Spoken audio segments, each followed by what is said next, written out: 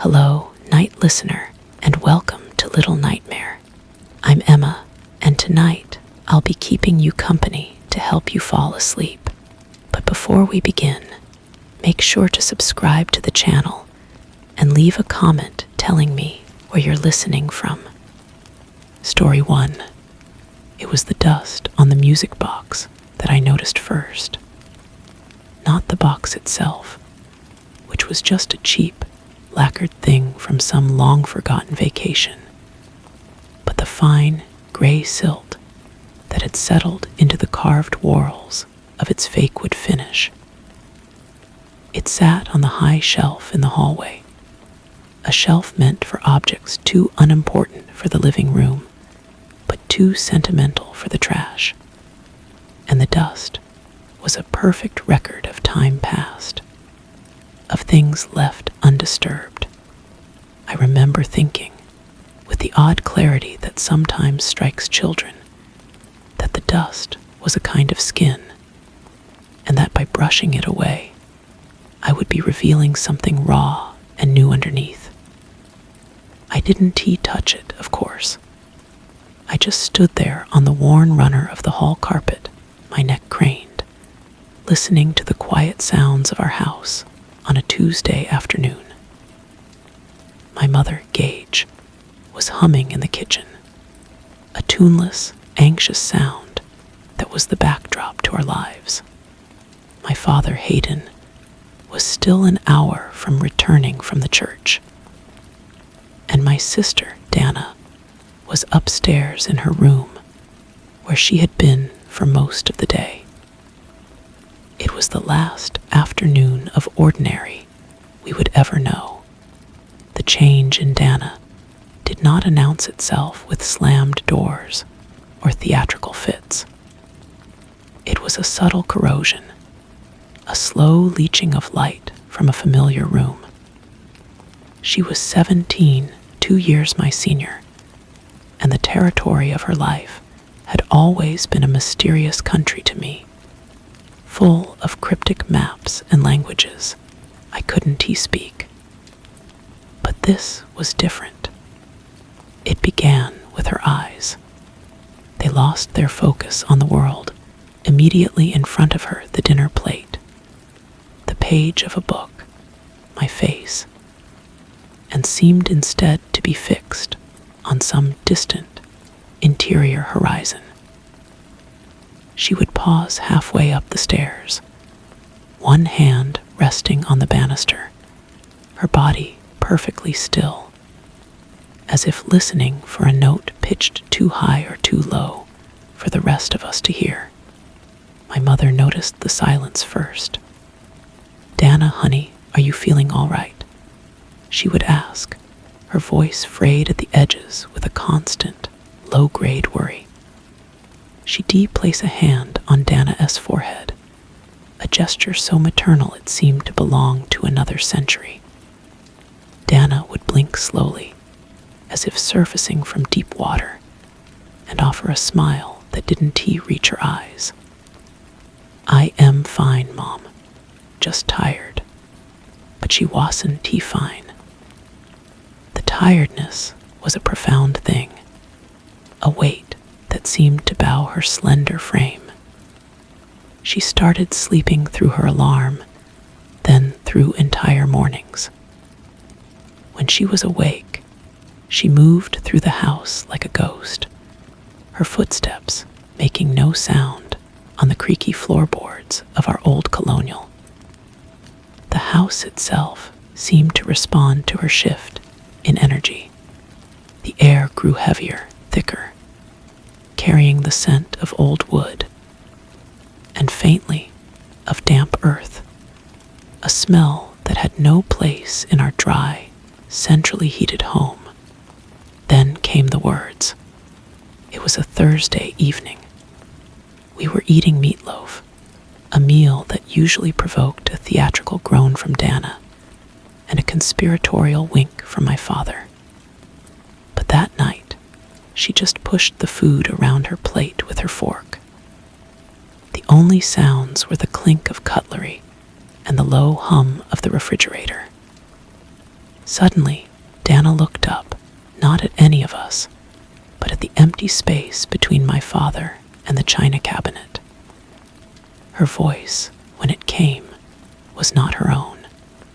It was lower, raspier, a sound like stones grinding together deep underground.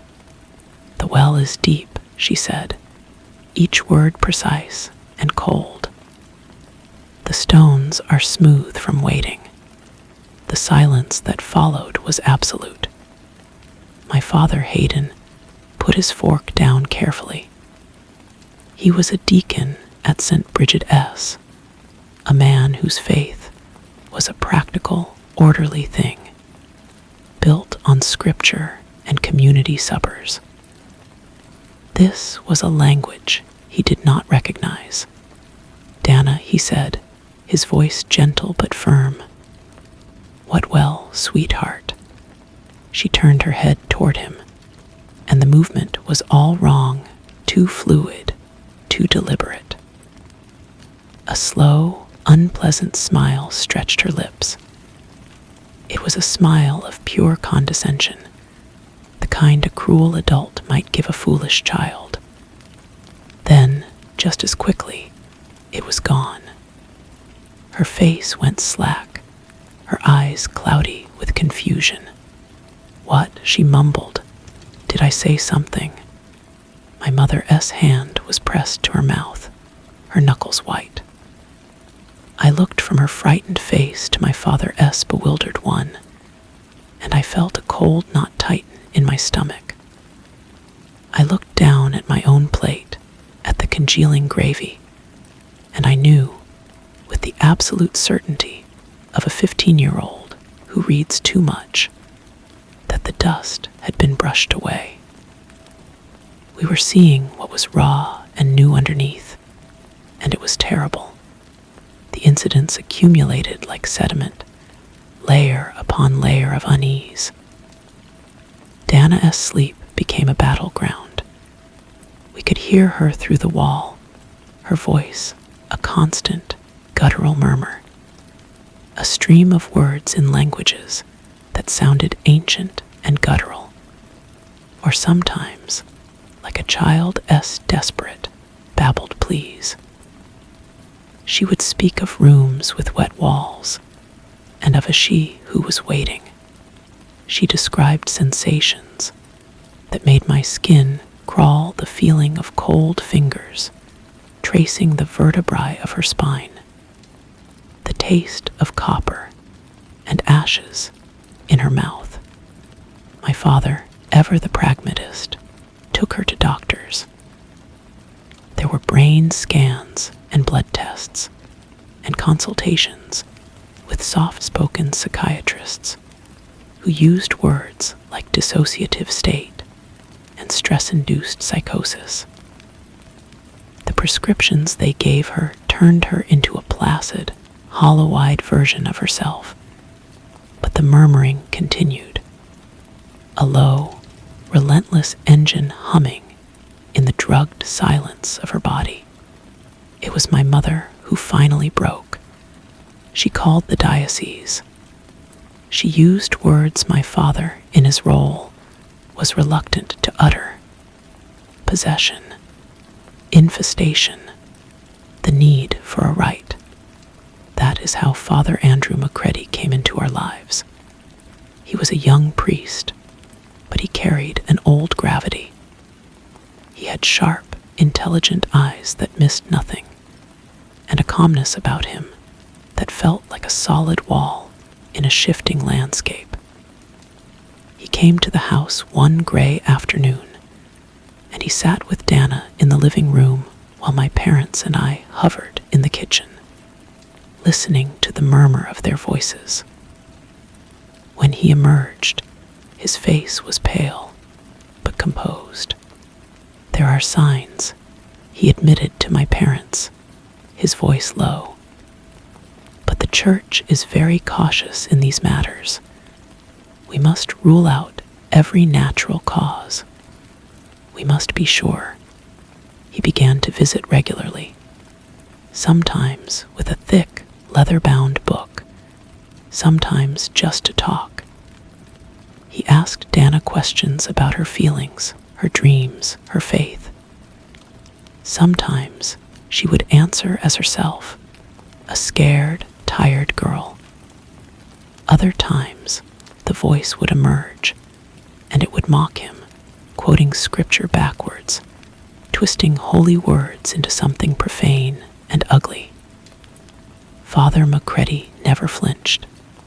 He would listen, his head tilted, his fingers steepled, as if he were a linguist studying a rare dialect of malevolence. And then the media found us. It started with a small piece in the local paper about a mysterious illness afflicting a deaconess daughter. Someone, probably a parishioner with more piety than discretion, must have tipped off a producer from a cable network that specialized in the sensational and the paranormal. A woman named Annabelle Sparks showed up on our doorstep one morning. She was all sharp angles and bright, insincere smiles.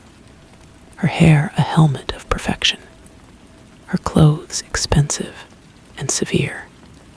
"We want to tell your story," she said, her voice a smooth, persuasive instrument. "To show the world the real struggle, the human face of this phenomenon. We can help you. We have resources." My father was horrified. My mother was exhausted. And in their exhaustion and horror, a crack appeared. Annabelle Sparks promised legitimacy, attention, a chance that someone, somewhere, might have an answer that the doctors and the young priest did not. She sold them on the idea of a documentary, a sober, serious look at a family in crisis. It was a lie, of course, but it was a lie they were desperate to believe. The crew arrived a week later. They were a silent, efficient tribe, trailing wires and carrying cameras that looked like the multifaceted eyes of insects. They set up lights that burned away the comforting shadows of our home, turning our living room into a sterile, bright set. They mic'd us, their hands brushing against our necks with a cold, professional detachment. They called our ordeal the situation. They called Dana the subject. Life became a performance. We learned to ignore the camera that followed us from room to room, to eat our meals under the glare of the lights, to have our most private fears recorded for a future audience. Annabelle was the director of this terrible play. She would coach my mother on how to look more distraught, would ask my father to repeat a line of prayer with more conviction. She was obsessed with Dana, with capturing the transitions when the voice would take over. And Dana, trapped in the center of this vortex, began to change again. The presence inside her, whatever it was, seemed to gain strength from the attention. The episodes became more dramatic, more physical. She would contort on her bed, her body arching into impossible angles, her head spinning around like an owl, as the voice grew stronger, more articulate in its hatred. It knew things it shouldn't tell, private family secrets, things my father had confessed in the privacy of the rectory, things I had only ever written in my diary. One night, the crew captured something that made even Annabelle Sparks fall silent. Dana, pinned to her bed by two burly sound technicians, as per Annabelle-S instructions to contain the action for the shot, began to speak in a chorus of voices, a cacophony of ages and accents, all emanating from her thin frame. And then the walls of her room, the old plaster walls, began to weep. Not a lot, just a slow, greasy seep of moisture that smelled of the grave. The camera zoomed in, the lens swallowing the phenomenon whole. I saw the look in Annabelle's eyes. It wasn't fear. It was triumph. She had her proof. She had her masterpiece. The boundary between the real horror and the staged one dissolved completely. The house was no longer a home. It was a haunted set. Father Macready argued fiercely with Annabelle. His calmness finally shattered. "You are feeding it," he shouted, his voice echoing in the brightly lit hall. "Can't you see? This spectacle, this vanity, it is a banquet for this thing." But it was too late. The thing inside Dana was now a collaborative entity, playing to the camera, responding to Annabelle's whispered prompts. It had learned the language of television, the grammar of fear. The final act was inevitable. Annabelle decided it would be a live broadcast, a confrontation, an exorcism televised for the world. They built a set in our garage, of all places. They draped black curtains over the lawn tools and the old freezer, set up an altar from props, and placed Dana in a simple chair in the center. She was emaciated, her skin pale and waxy under the lights. She was wearing a simple white dress that my mother had bought her for Easter 2 years ago, and the contrast between the purity of the dress and the ancient evil in her eyes was chilling.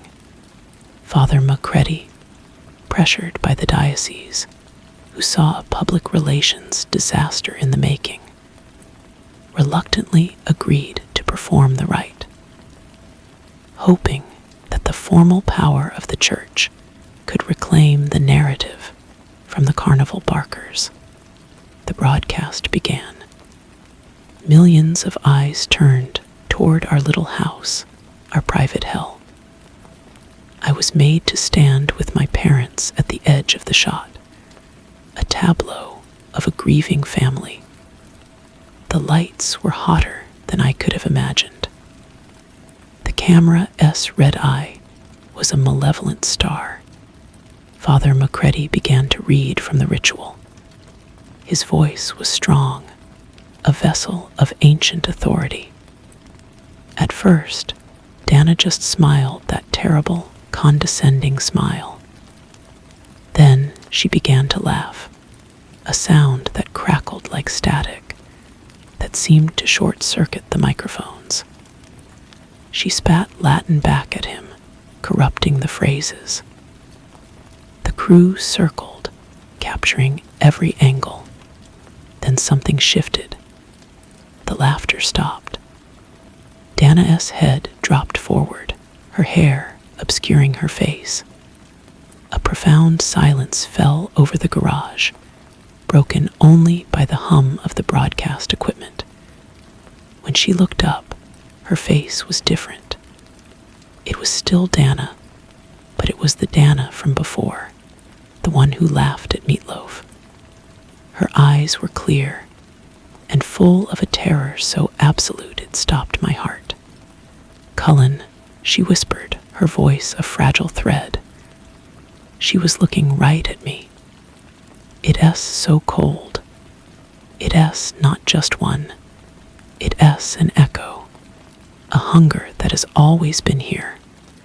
Then her gaze shifted to the camera, to the lens that connected her to the watching world. And she spoke not in a demonic voice, but in her own, filled with a devastating, final clarity. "You all listening," she said.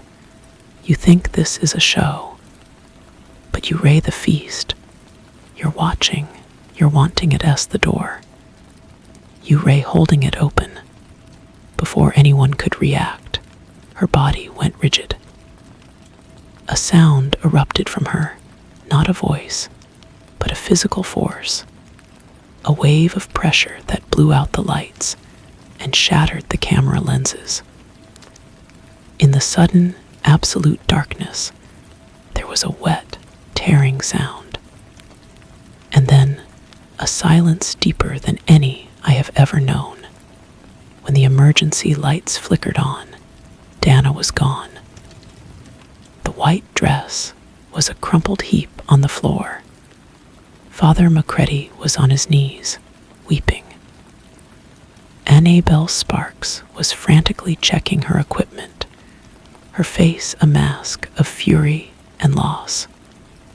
The broadcast had ended. They never found her. There was an investigation, of course. There were theories, a hoax, a fugue state, an abduction. The story ran in the tabloids for a few weeks, then was replaced by newer scandals.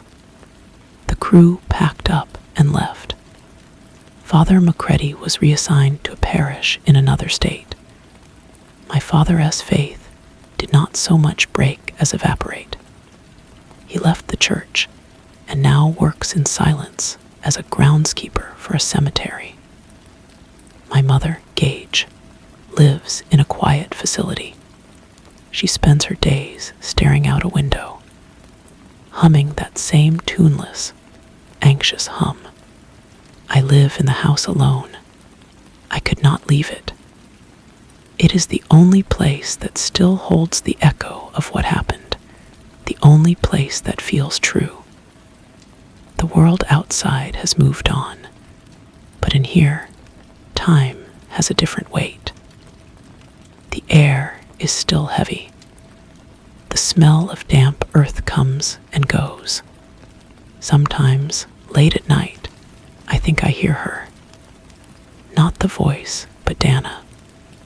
A faint whisper, a rustle in the walls. I know it is probably just the house settling, the wind in the eaves. But I listen anyway.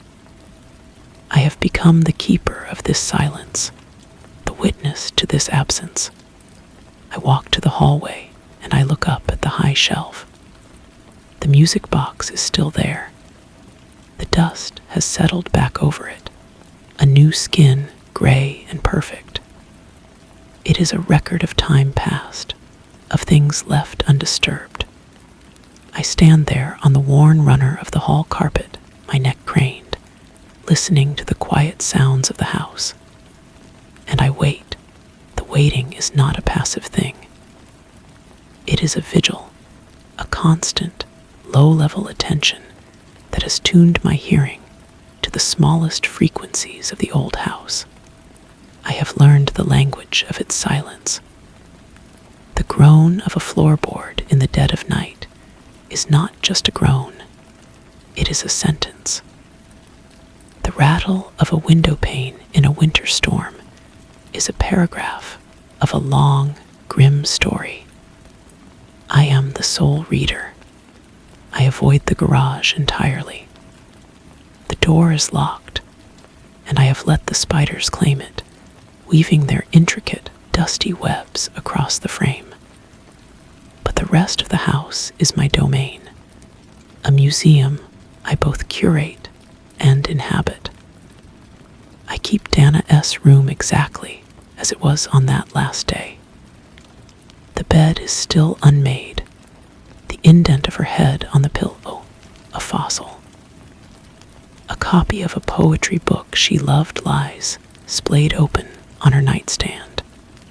I go in there sometimes, not to grieve in any dramatic sense, but to simply be present.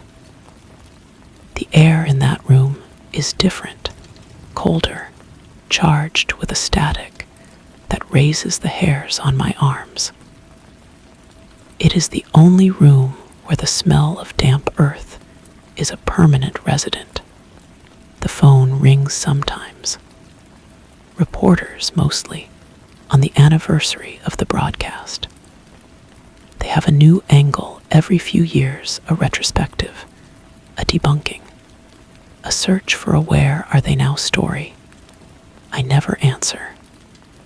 Their voices on the answering machine are bright and false, like plastic flowers.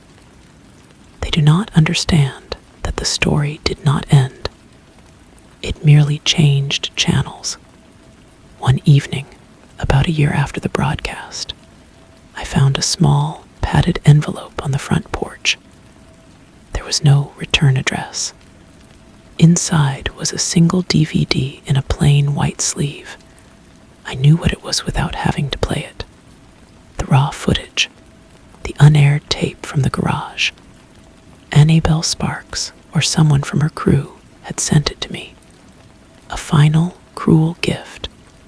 I held it in my hand for a long time, feeling its weight. It felt like a live coal. I did not destroy it. I placed it in a drawer in my father's old desk, a drawer I never open. It is there, a black square of concentrated memory.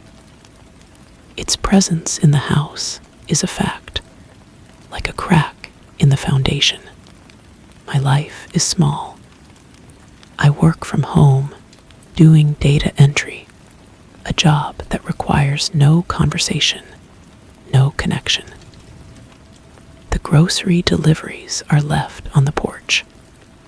The mail is mostly junk. The isolation is a shell I have grown around myself, and it feels like protection.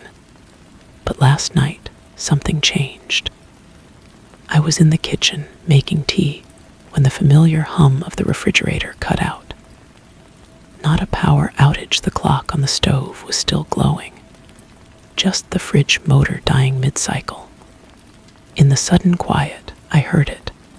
A sound from the hallway. A faint, tinny melody. It was the music box. It played 3 notes, brittle and out of tune, and then stopped. The sound was so small, yet it seemed to suck all the other sound from the house. I did not move. I stood by the counter, my hand frozen around the kettle, and listened to the new silence that followed. It was a different quality of quiet, an attentive one. I knew, with the same cold certainty I had felt at the dinner table years ago, that the dust had been disturbed again. The waiting was over. Something had finished its long patience. I put the kettle down. The click it made against the counter was obscenely loud. I walked to the hallway and looked up. The music box sat on its shelf, shrouded in gray. But I could see it now for what it was, what it had always been. Not a forgotten trinket, a lodestone, a doorbell, and someone or something was finally on the other side of the door.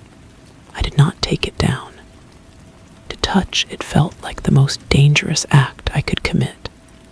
Instead, I stood there until my neck ached, until the silence became a physical pressure in my ears. The house felt different. The air was no longer still, it was coiled. I walked slowly to the living room and sat in my father's old armchair, the fabric worn thin in the places his hands had rested. I did not turn on a lamp. The streetlight outside cast long, distorted shadows across the floor. Hours passed. I must have dozed, because the sound woke me with a jolt that felt like a fall. It was a scratching, a dry, persistent scrape from the direction of the kitchen. It was not the sound of a mouse in the wall. This was deliberate, methodical. I rose from the chair, my joints protesting, and moved toward the sound. The kitchen was dark, but a pale glow from the stove clock illuminated the shape of the table, the chairs. The scratching was coming from the back door. It was the sound of something dragging slowly, carefully, across the wood. I stood in the doorway, my breath held. The scratching stopped. Then new sound, a whisper. It was so faint I felt it more than heard it, a vibration that traveled through the floorboards and up into the soles of my feet. It was not Dana's voice. It was not the many-voiced thing from the garage. This was older, dry as bone and patient. Cullen. It knew my name. It did not speak it with malice or with longing. It was a statement of fact, an acknowledgement of my presence. I felt a cold knot tighten in my stomach, the same one from the dinner table a lifetime ago. This was not an echo. This was the source. I found my hand reaching for the doorknob. The brass was shockingly cold. My fingers curled around it. I knew I should not turn it. I knew that opening the door would be an invitation, a completion of a circuit that had been left unfinished the night Dana vanished. But I was tired of being the keeper of the silence, the witness to the absence. I was tired of waiting. I turned the knob. The latch clicked, a sound as final as a gunshot in the quiet house. I pulled the door open. There was no one there. The backyard was empty, the grass silvered by a sliver of moon. The air was still, but the threshold felt wrong.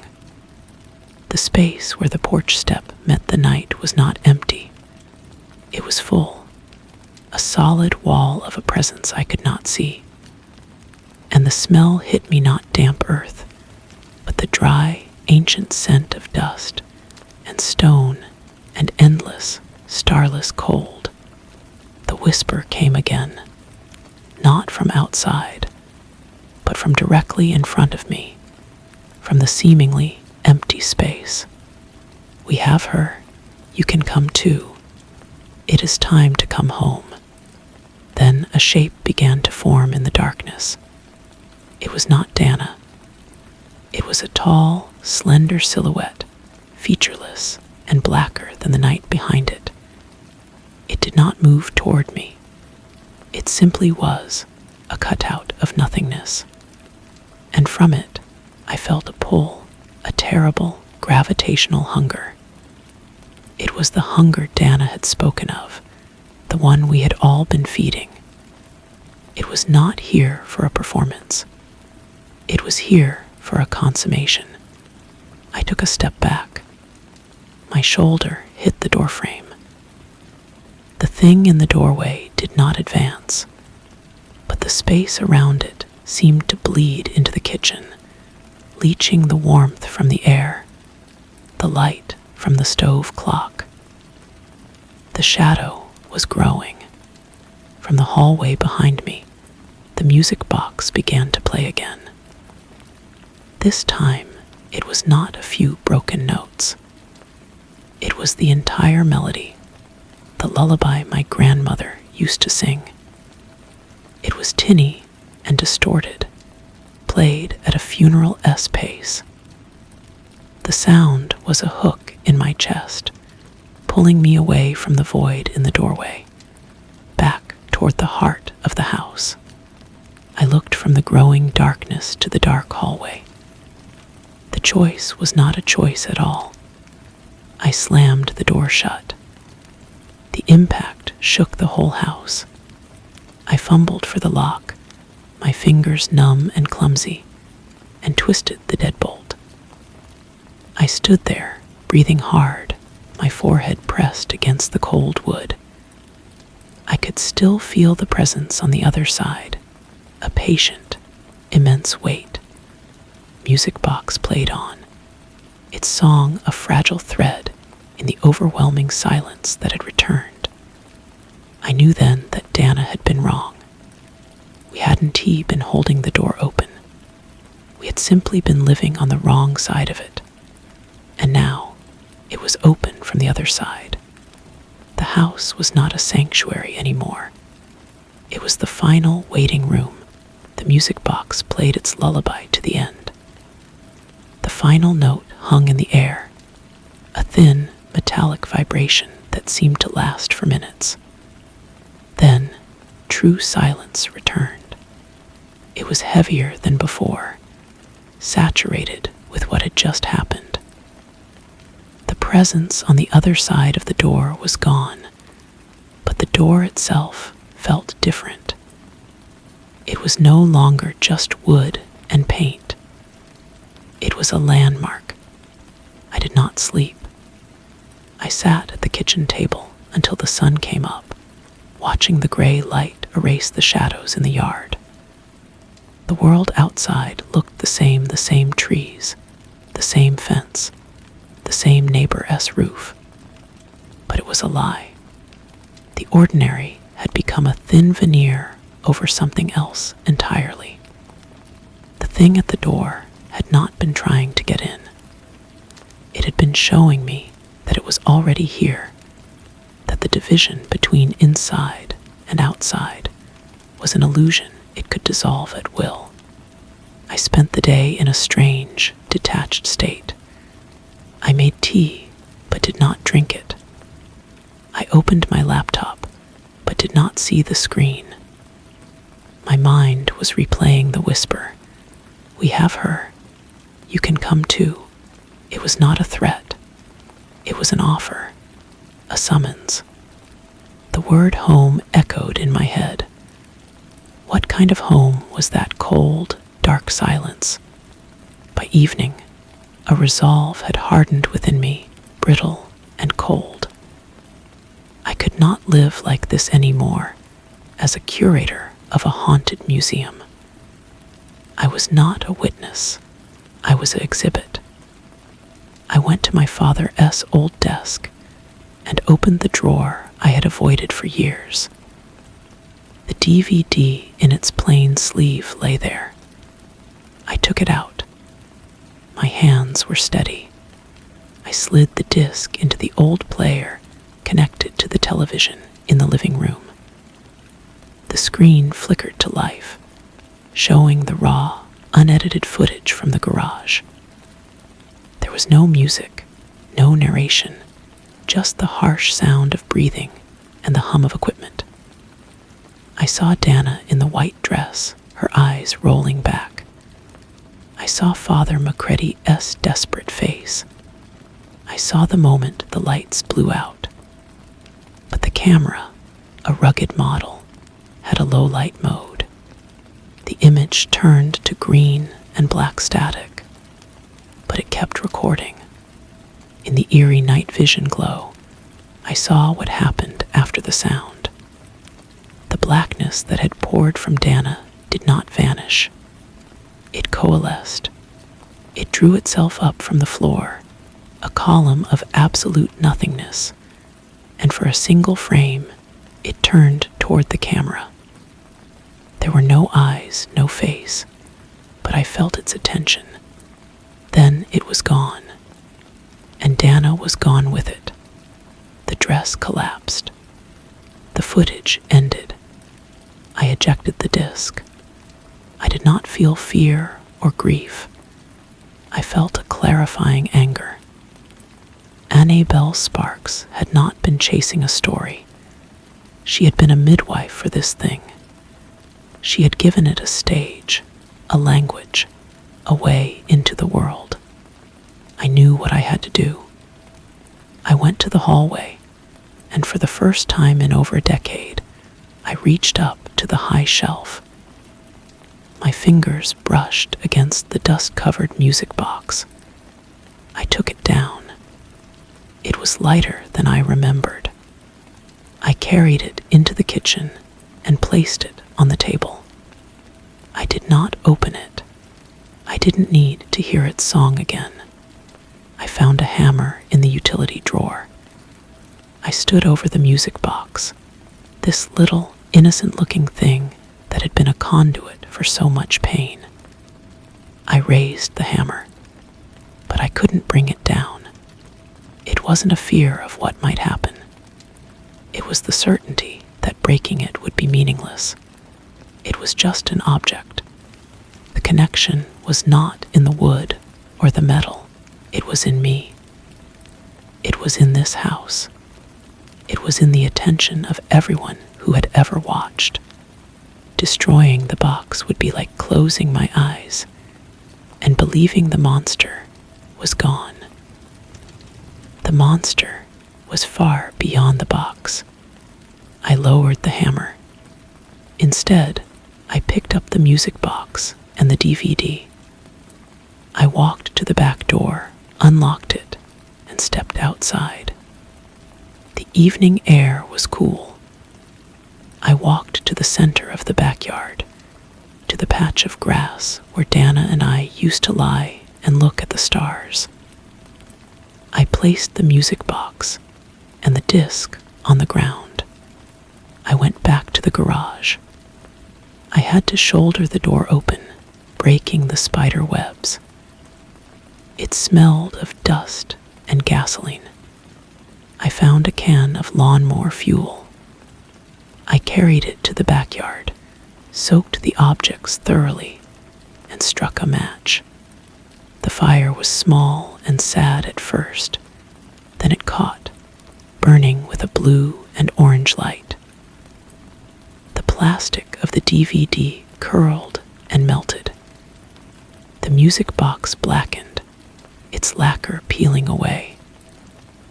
I watched until there was nothing left but a smudge of ash on the grass. It changed nothing, of course. The presence was still there. I could feel it watching me from the house, from the trees, from the air itself. But I had made a statement. I was no longer waiting for it to make the next move. I turned my back on the dying embers and walked toward the house. I did not hurry. I walked up the steps and across the threshold. I stood in the kitchen and faced the empty room. "I am still here," I said aloud. My voice was rough from disuse. The house did not respond with a whisper or a sound, but the quality of the silence shifted. It was no longer hungry. It was attentive. It was waiting. But this time, I was not the subject of its wait. I was a participant. The game had changed. The door was open, and I had finally decided to step through. The days that followed were not peaceful, but they were purposeful. The act of burning the relics had been a declaration of war, a war fought not with weapons, but with attention. I stopped trying to ignore the subtle shifts in the house. Instead, I began to document them. I bought a simple notebook and started a log. The times the air grew cold in a specific corner of the living room. The faint, rhythmic tapping that started behind the wall of Dana's room every night at precisely 3:17 in the morning. The way the shadows in the hallway would sometimes refuse to be dispelled by the light, clinging to the corners like thick, black velvet. I was no longer a frightened boy or a grieving brother. I was a researcher. The house was my laboratory, and the presence was my subject. I stopped working my data entry job. The small savings I had would have to be enough. This was more important. I began to experiment. I would sit in a room and focus my will, my memory, on a single happy moment from before everything went wrong. A birthday party, a Christmas morning, a summer day spent reading with Dana on the porch. I would pour every ounce of that feeling into the space around me. The response was immediate and chilling. The temperature would drop sharply. The happy memory would feel thin and false, like a photograph held over a void. And then it would be swallowed by a profound, aching loneliness that was not my own. The presence was not impressed by my joy. It was drawn to the contrast, to the fragility of the light against its immense dark. It was during one of these sessions, as I sat on the floor of my old bedroom trying to recall the smell of my mother's baking, that I understood the true nature of its hunger. It did not feed on fear or sadness. It fed on significance. It was drawn to moments charged with meaning: love, faith, terror, loss. The broadcast had been a feast because it concentrated so much human significance into one small, charged space. Dana's sacrifice, the priestess' faith, the crew's ambition, the world's attention. We had not just opened a door, we had set a table. One afternoon, I was in the basement looking for an old family photo album, thinking its images might be potent tools. The basement was a place I usually avoided, a realm of concrete walls and the low hum of the furnace. As I sorted through a dusty box, my hand brushed against something cold and smooth tucked beneath a stack of my father's old gardening magazines. I pulled it out.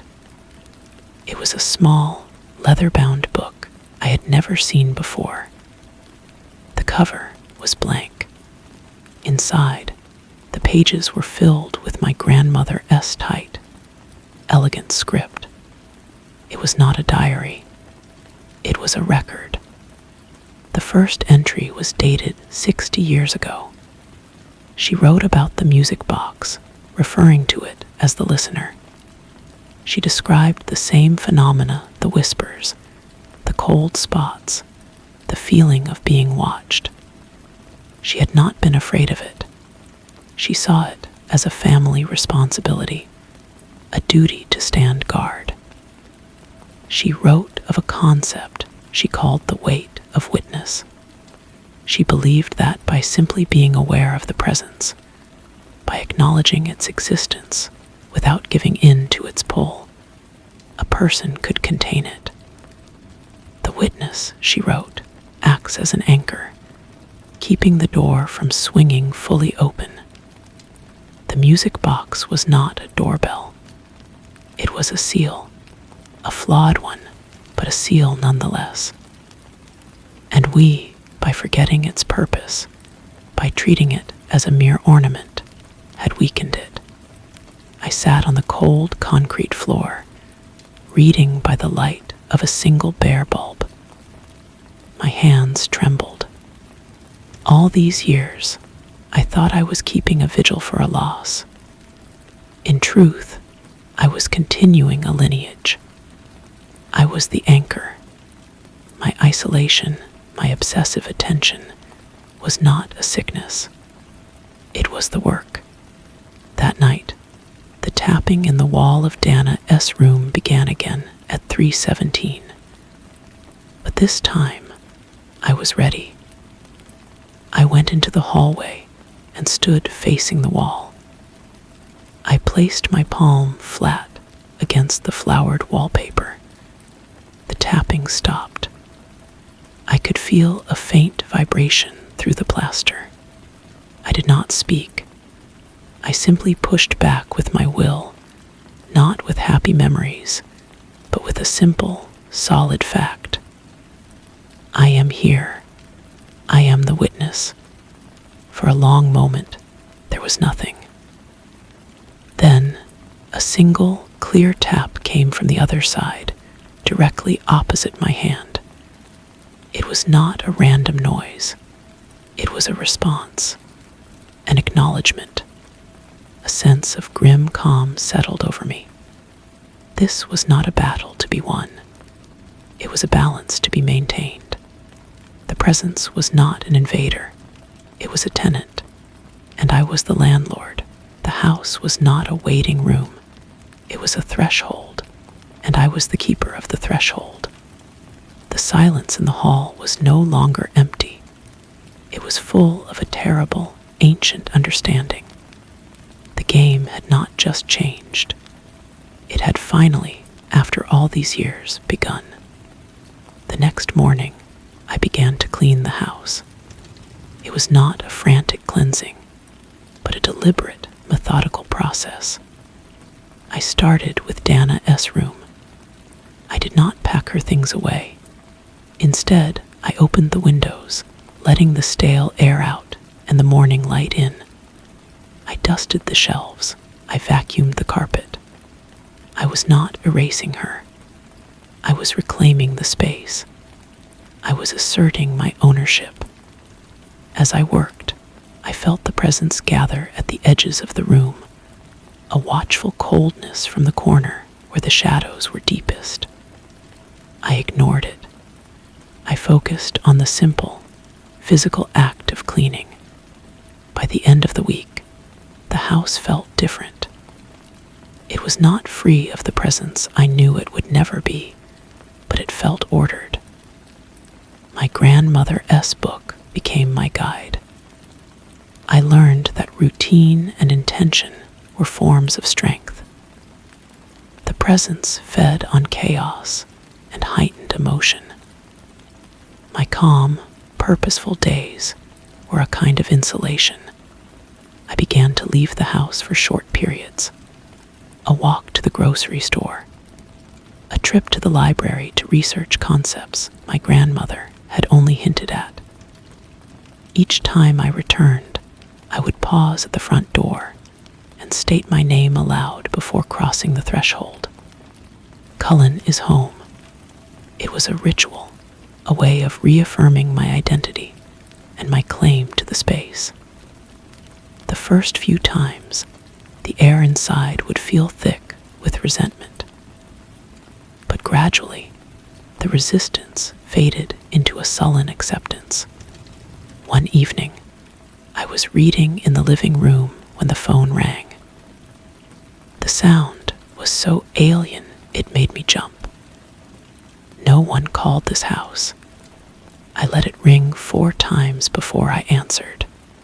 Hello? There was a pause, then a woman's voice, crisp and professional. Mr. Cullen, this is Annabelle Sparks. The name hit me like a physical blow. I had not heard it in over a decade. I gripped the receiver, my knuckles white. How did you get this number? My voice was flat. That's not important, she said, and I could hear the same relentless energy in her tone that I remembered from the broadcast. I've been following up. There have been occurrences, similar phenomena, in other places. I think what happened with your sister was not an isolated incident.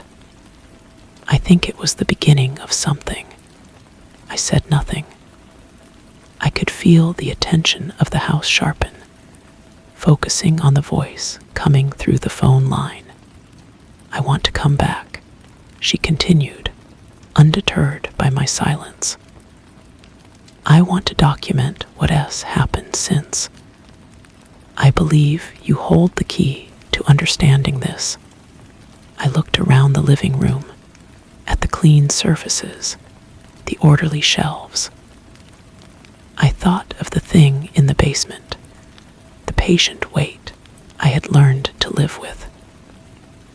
Annabelle Sparks wanted to turn it all into a spectacle again. She wanted to pour gasoline on the embers.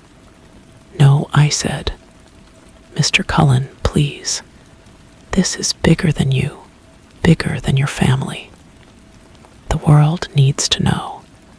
The world doesn't need to know, I said quietly. The world needs to forget. You need to forget. I hung up the phone. I half expected it to ring again immediately, but it remained silent. I walked to the window and looked out at the quiet street. Annabelle Sparks was a danger, but not in the way she thought. She was not a threat to me. She was a threat to the balance. Her attention, her significance, was a lure. I felt a change in the air behind me. The silence in the room had become charged, almost appreciative. I turned from the window. The shadow in the corner of the room was darker, more defined. For a moment, it seemed to have a shape, a suggestion of a tall, slender form. It agreed with me. We were, for the first time, in accord. Some doors are meant to stay closed. Some stories are not meant to be told. I was the keeper of this one, and I would not be opening the door for anyone ever again.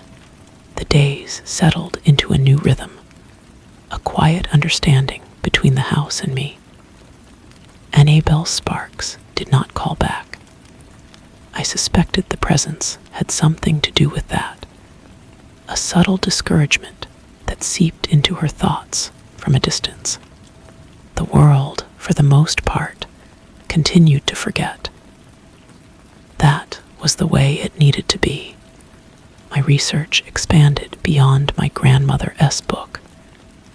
I found others in obscure corners of libraries and in forgotten online forums who spoke of similar things.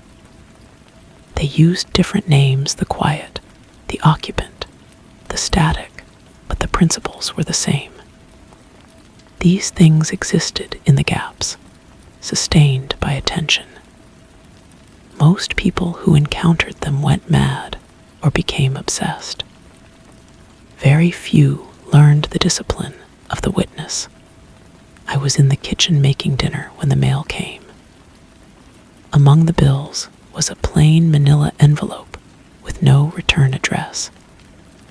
Inside was a single sheet of paper. It was a photocopy of a grainy, black and white photograph. It showed a group of people standing in front of a house I did not recognize.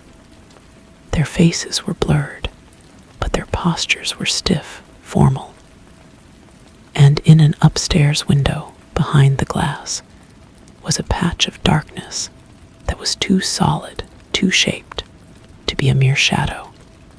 It looked like the form I had glimpsed in my living room. Written on the bottom of the page, in a neat, precise hand, were the words, "You are not alone. They are waking up." There was no signature.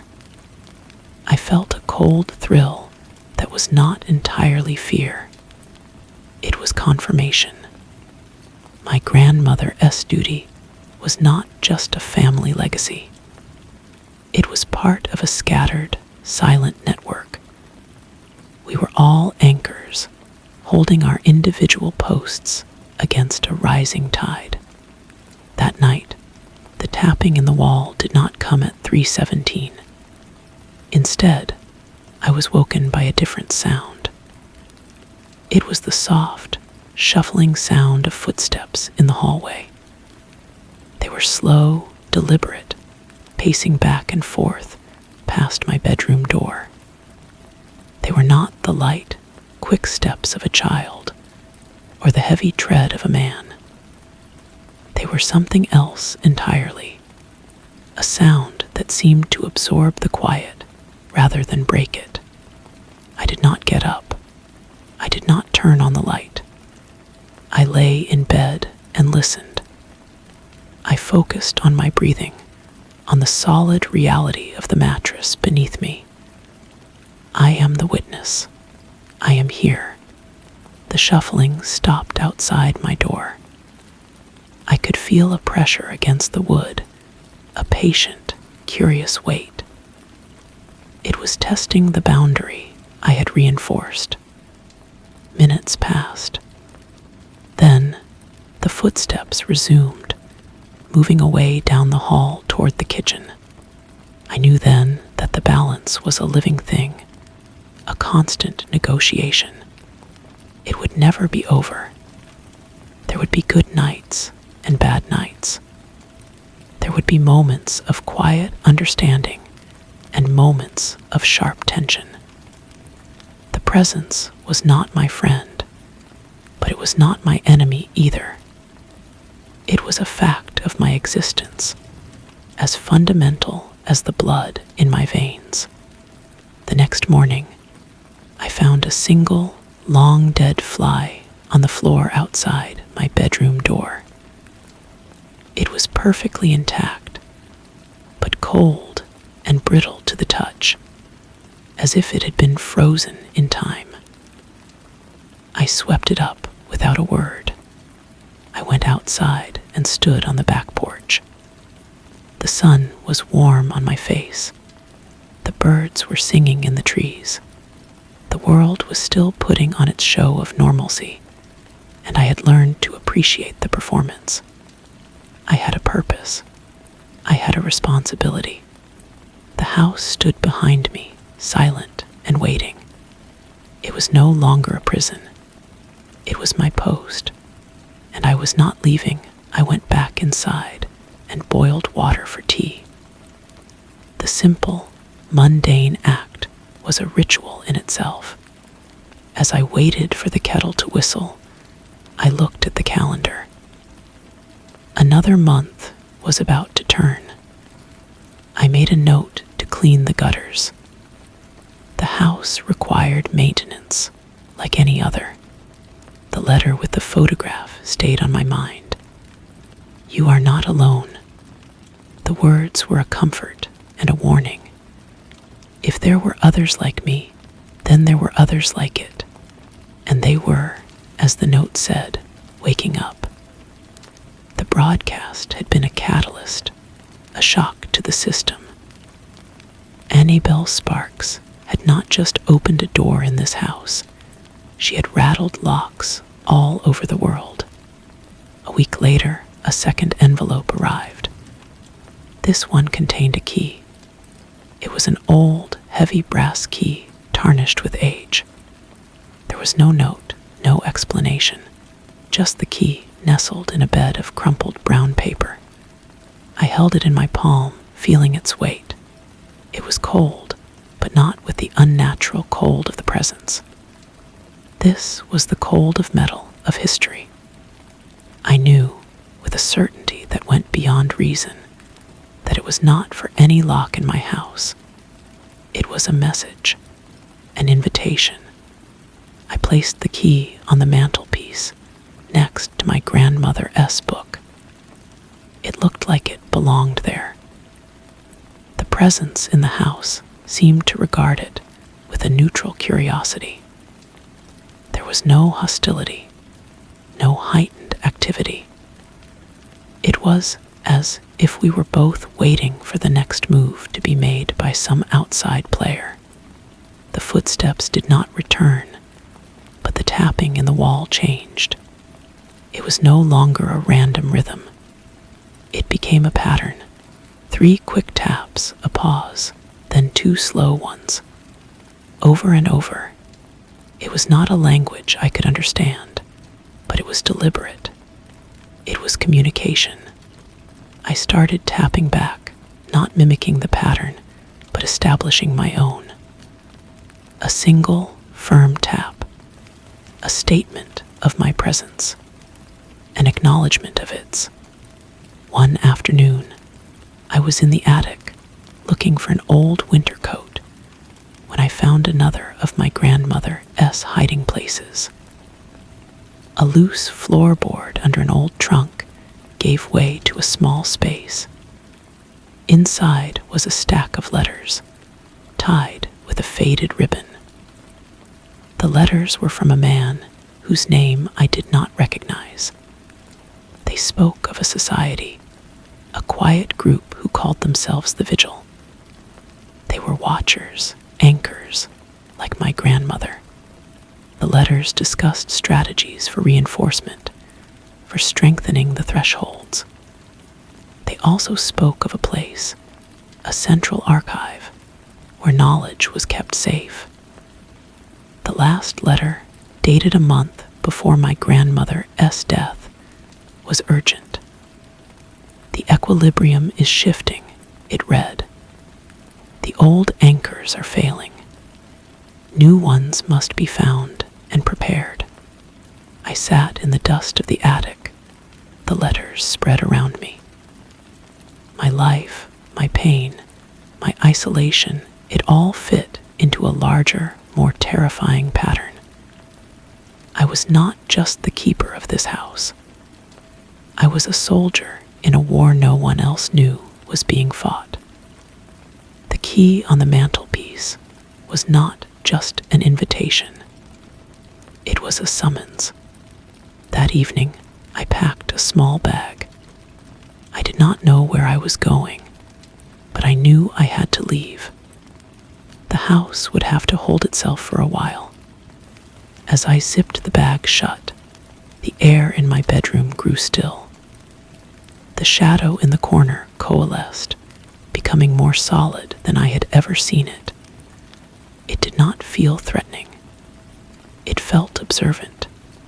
It was assessing my intention. "I'll be back," I said to the empty room. "This is still my post." I walked out the front door, locking it behind me. I did not look back. I could feel the weight of its gaze on my back until I turned the corner at the end of the street. The world outside seemed brighter, louder, more real than it had in years. I had a key in my pocket and a purpose that stretched far beyond the silent rooms of my home. The threshold was no longer a fixed point. It was wherever I needed it to be. The bus station was a world of noise and movement, a stark contrast to the quiet order I had imposed on my life. The air smelled of diesel and stale coffee. People rushed past with loud, urgent conversations, their lives a blur of insignificant errands. I felt a pang of something like vertigo. This was the world I had withdrawn from, the world I was now re-entering to protect.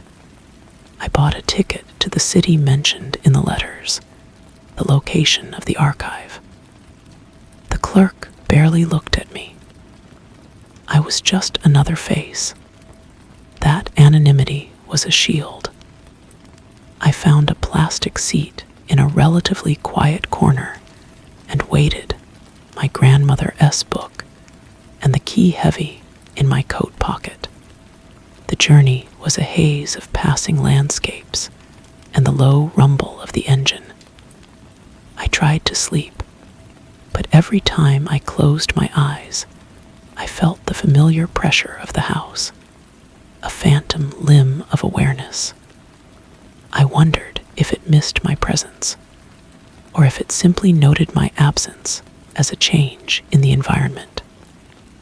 The tapping pattern echoed in my mind. 3 quick, 2 slow. A question I couldn't answer. The city was overwhelming. The sheer volume of people, each carrying their own weight of significance, felt like a physical assault. I followed the address from the letters, a nondescript building tucked away on a side street that smelled of damp stone and old newspapers. The entrance was a heavy, dark green door with no marking. There was a keyhole, old and ornate. My hand trembled as I took the brass key from my pocket. It slid in smoothly. The lock turned with a solid, satisfying clunk. I pushed the door open and stepped into a dim foyer. The air inside was still and cool, carrying the scent of old paper and beeswax. A single electric lamp on a desk illuminated a vast room that stretched back into shadows. Bookshelves reached to the ceiling, crammed with volumes and boxes and strange artifacts. It was a library of the quiet. An old man sat behind the desk, his head bent over a large, leather-bound book. He looked up as I entered. His eyes were pale and clear, and they held no surprise. "Cullen," he said, "it wasn't a question. We've been expecting you." He gestured for me to come closer. "I am Arthur. Your grandmother was a dear friend and a formidable anchor." He closed his book. "The key was sent to you because your threshold has stabilized. You have passed the first test. Now, the real work begins." He led me deeper into the archive, his voice low and steady. He spoke of networks of silence, of thresholds that were weakening as the world grew louder and more distracted. The broadcast, he said, was a symptom of a larger sickness, a desperate cry from the other side that had found a crack. "Annabelle Sparks is not the enemy," Arthur explained. "She is a catalyst. There are others like her, unknowingly stirring the quiet. Our job is not to fight the presence. It is to maintain the balance, to be the witnesses who remember so that others can forget." He showed me a map of the country dotted with pins. Some were black, some were white. The black pins are anchors who have fallen. The white are those who still hold. Your pin is white, but it is a fragile hold. The thing in your house is old and strong. It respects you for now. I spent the next few days in the archive, learning, reading the accounts of other anchors. I was not a solitary freak. I was part of a tradition. The loneliness that had defined my life began to soften, not because it went away, but because it was given a context. It had a purpose. But at night, in the small room they provided for me, I would lie awake and feel the pull of home. I would dream of the hallway, of the shuffling footsteps. I knew I could not stay here, safe among these books. My post was waiting. Arthur understood. On the morning I left, he pressed a small, smooth stone into my hand. "A focus," he said, "to help you remember your center when the quiet gets loud." The return journey felt different. I was not just Cullen, the man who lived in the haunted house. I was Cullen, an anchor of the vigil. When I turned the corner onto my street, the house looked the same, a little darker under the gray sky. I unlocked the door and stepped inside. The air was cold, and it was not from the weather. The silence was heavy, expectant. I walked through the rooms. Everything was as I had left it, yet everything felt different. The balance had shifted in my absence. It felt thinner. I went to the mantelpiece. The key was gone. In its place was a single dead rose, its petals black and brittle. From the hallway came the sound of shuffling footsteps. They were slower now, heavier. They stopped at the entrance to the living room. I did not turn. I closed my eyes and felt the weight of the stone in my pocket. "I am here," I said to the silence. "I am the witness." A wave of cold passed over me, carrying with it a feeling that was not quite anger and not quite welcome. It was an acknowledgement. The tenant was home, and so was the landlord. The negotiation was about to begin again. Story 2. The clock on the mantelpiece had stopped at 3 minutes past 3. It was a heavy, oak-cased thing, a relic from a time when time itself seemed more substantial, and its brass pendulum was frozen mid-swing, caught in a breath it would never exhale. For the 7 days of their stay on Blackwater Island, that clock had been Dalton's quiet companion, its steady, somber, take a reassurance against the deep silences of the old lodge. Now its silence felt like a different kind of omen, a hole in the fabric of the world where a heartbeat used to be. Outside, the dawn was a pale, sickly smear on the horizon, a dawn that had been threatening to break for what felt like hours, trapped behind a lid of bruised purple cloud. The night clung to the island with damp, tenacious fingers. This was to be the final expedition for Troop 17, the Ravens. A week of survival training on a stay-toned island, so remote it felt like the edge of the world. A last hurrah before the older boys aged out and scattered to the winds of college and jobs. Dalton, their leader for 10 years, had chosen the place for its harsh beauty and its absolute isolation. No cell service, no power, just the pine-thickened wilderness, the salt-scoured cliffs, and the ceaseless, whispering rush of the sea. He wanted them to remember what it was to rely on nothing but themselves and each other. The boys, 12 of them ranging from 13 to 17, were still asleep in the main hall, a cavernous room with a vaulted ceiling lost in shadows, their sleeping bags scattered like fallen leaves on the rough-hewn floorboards. The air was thick with the smells of wood smoke from the great stone fireplace, adolescent boy, and the faint, sweet decay of the lodge itself. Dalton poured water from a canteen into a tin percolator, the sound unnaturally loud in the stillness. He missed the clock's tick. He missed it the way you miss a sound you only notice once it has gone. The first crack in the perfect isolation came later that morning, just as the sun finally broke through, casting long, distorted shadows through the firs. They were practicing fire starting with flint and steel when they heard it, a sound that did not belong.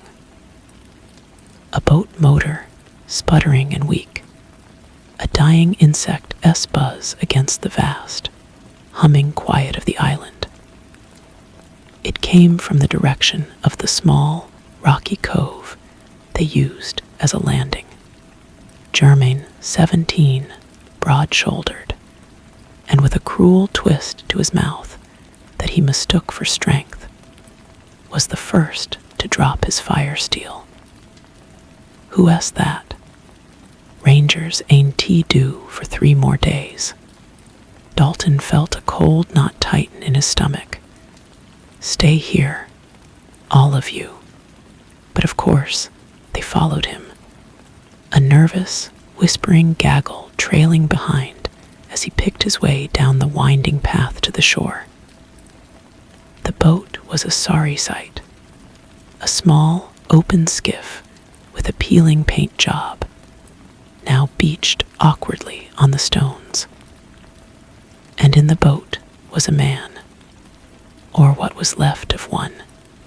He was curled on his side, shuddering with a rhythm that was not quite a convulsion. His clothes were soaked with seawater and something else, a dark, viscous fluid that stained the fiberglass beneath him. His skin, where it was visible, had a waxy, grayish pallor, shot through with a network of raised, pulsing veins that were the color of old bruises. But it was his hands, that made one of the younger boys, Leo, turn and vomit onto the stones. The fingers were swollen, fused together in a glistening, membranous mitt, and from the tips protruded what looked like thin, white thorns, sharp and delicate as splintered bone. "Help me." The man's voice was a ragged whisper, torn from a ruined throat.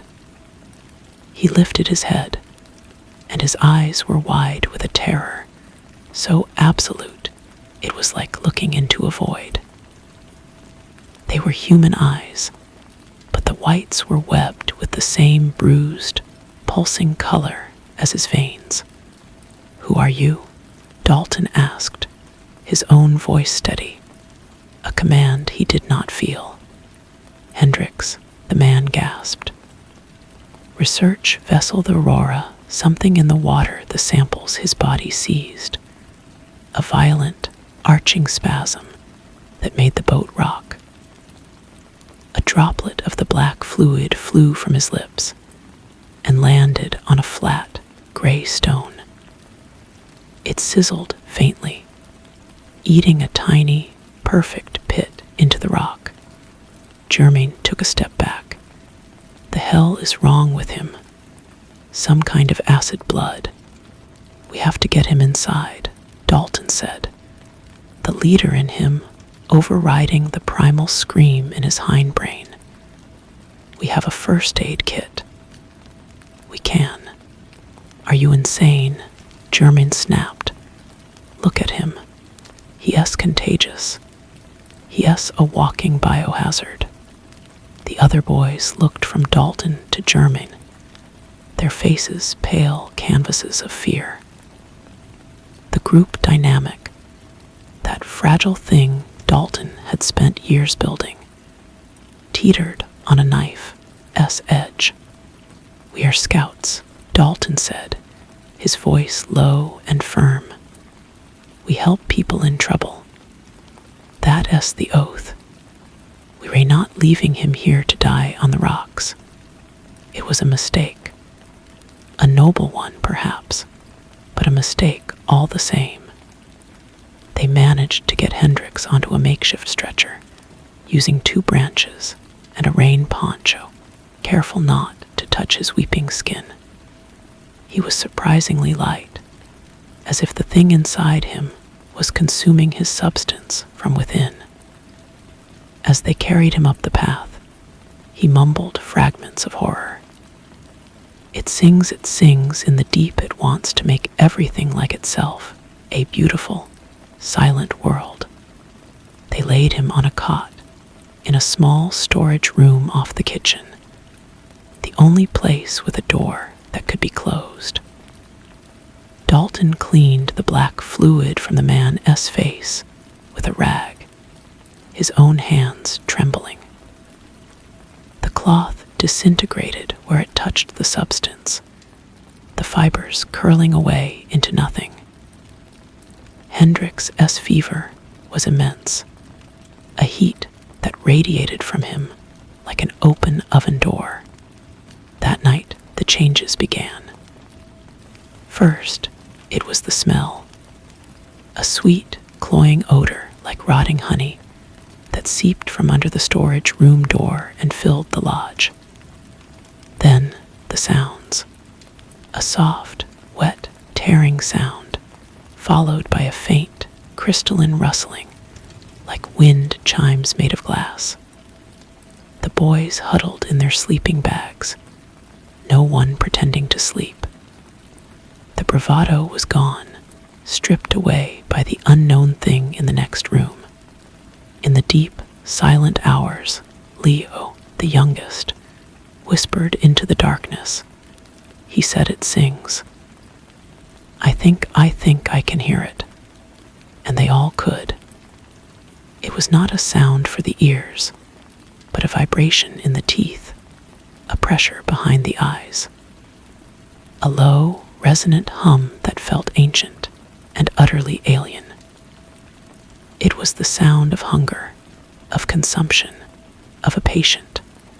mindless will that knew nothing of boys or boats or clocks, only the imperative to transform, to assimilate, to make the noisy, chaotic world clean and quiet and still. By morning, Hendrix was no longer a man. The form on the cot had swelled, bursting through his clothes. The skin had hardened into a crustaceous, iridescent shell, the color of an oil slick on water. The fused hands had become complex, flower-like structures of interlocking, bone-white spines, and from the center of what had been his chest, a stalk had grown, topped with a bulb that pulsed with a soft, phosphorescent light. The humming was louder now, a tangible force in the small room. Germain forced the door open against Dalton's protests. He stood on the threshold, his face a mask of revulsion and a strange, terrifying fascination. See, I told you, he is not human anymore. He is a thing. We need to get it out of here. Now. And do what with it? Dalton asked, his voice hollow with exhaustion and dread. Burn it, Germain said simply. His eyes held a new light, not just cruelty, but the thrill of a crisis that played to his strengths. Brute force and a lack of sentimentality. The struggle was short and brutal. Germain and two of his followers, boys who had always been cowed by his strength, tried to lift the cot. The moment they touched it, one of the boys, Evan, brushed against a protruding spine. He screamed, a high, thin sound, and stumbled back, clutching his hand. A tiny puncture welled a single drop of black blood. Within an hour, the bruise-like veins were crawling up his arm. The infection did not spread like a disease. It bloomed. A swift and terrible flower opening under his skin. Panic now was a living thing in the lodge. It fed on the humming, on Evan's terrified sobs, on the sight of the thing that was Hendrix slowly, inexorably changing the very air around it. Germain seized control. He declared the storage room and anyone near it quarantined. He took the largest knife from the kit and stood guard, his face set in a grimace of righteous fury. He was no longer just a bully. He was a warlord in a kingdom of one building, and the parasite was his perfect enemy. Dalton tried to reason with him, to talk of keeping calm, of waiting for the Rangers. But his words sounded weak, pathetic. The old rules were gone. The clock on the mantel was still dead. Time had been replaced by the slow, rhythmic pulse of the thing in the other room, a new, terrible metronome for their lives. Evan died, or was transformed by nightfall. His body underwent the same horrific metamorphosis, but faster, more violently. The thing that had been Evan did not remain on its cot. It moved. It unfolded itself with a series of sharp, cracking sounds, and began to slowly, deliberately, spread its crystalline, spine-covered form across the floor, consuming the wood, leaving a trail of glistening, blackish residue in its wake. It was growing. It was building something. The revelation came to Dalton not as a thought, but as a visceral understanding, sinking into him with the chill of the deep sea. This was not a disease. It was an organism, a colony, a single mind in a million bodies, and its purpose was architecture. It was consuming the lodge not to destroy it, but to remake it, to integrate it. The humming was the sound of its work, a song of creation in its own horrific image. The boys were just raw material, sacks of warm, complex matter to be broken down and used in the construction. The climax was a storm of fear and violence. Germain, in a frenzy, tried to attack the spreading form of the Evan thing with his knife. The blade sank into the iridescent shell and was immediately seized, the metal dissolving as the substance flowed over it. The thing reached for him, a languid, almost gentle movement. Germain screamed as the spines touched his leg, and his scream was cut short as the transformation began in seconds, his body contorting, his mouth freezing in a silent rictus as his skin hardened and shimmered. His reign of fear ended not in a fight, but in an absorption. The lodge was being consumed. The walls sweated the black fluid. The floorboards softened and sprouted forests of white thorns. The air grew thick with the sweet rot and the relentless, hypnotic hum. The remaining boys were paralyzed, their minds unraveling under the psychic pressure of the song. Dalton acted with a clarity born of absolute despair. There was no fighting this. There was only escape. He grabbed Leo and two other boys who were still capable of movement. The boat. We take the skiff. They fled the lodge as it groaned and shifted around them, its geometry becoming alien, its angles wrong. Behind them, the great room was a cathedral of nightmare, the ceiling now a canopy of pulsating, phosphorescent bulbs, the bodies of Germain and the others integrated into the walls like grotesque gargoyles, their faces smoothed into expressions of vacant peace. It was beautiful, in a way. A silent, harmonious, terrible beauty. They launched the skiff into the choppy, gray water. The motor, miraculously, coughed to life. Dalton steered for the mainland, not looking back. He could not look back. To look back was to see the new, silent world they had escaped, to hear the final, tempting notes of its song, to acknowledge the peace that came with being consumed. He never did look back. He faced the horizon, the boat puttering across the vast, indifferent sea. Behind him, Blackwater Island was just a smudge on the water, but in his mind, it was growing, its silent, humming light spreading under the waves, a new kind of dawn waiting at the edge of the world. He was the sole survivor, but he carried the memory of the song, a faint vibration in his bones, a seed of silence waiting in the dark. He sailed on, toward the noisy, chaotic world, a world that had no idea what was coming for it. The mainland was a shock of noise and color that felt like an assault. The frantic bustle of the small harbor town, the blare of a car horn, the raw, unprocessed sound of human voices arguing over fish prices. It was all unbearably loud, a chaotic symphony that grated against his nerves. Dalton's hands, white-knuckled on the tiller, did not relax even after they had bumped against the weathered pilings of the dock.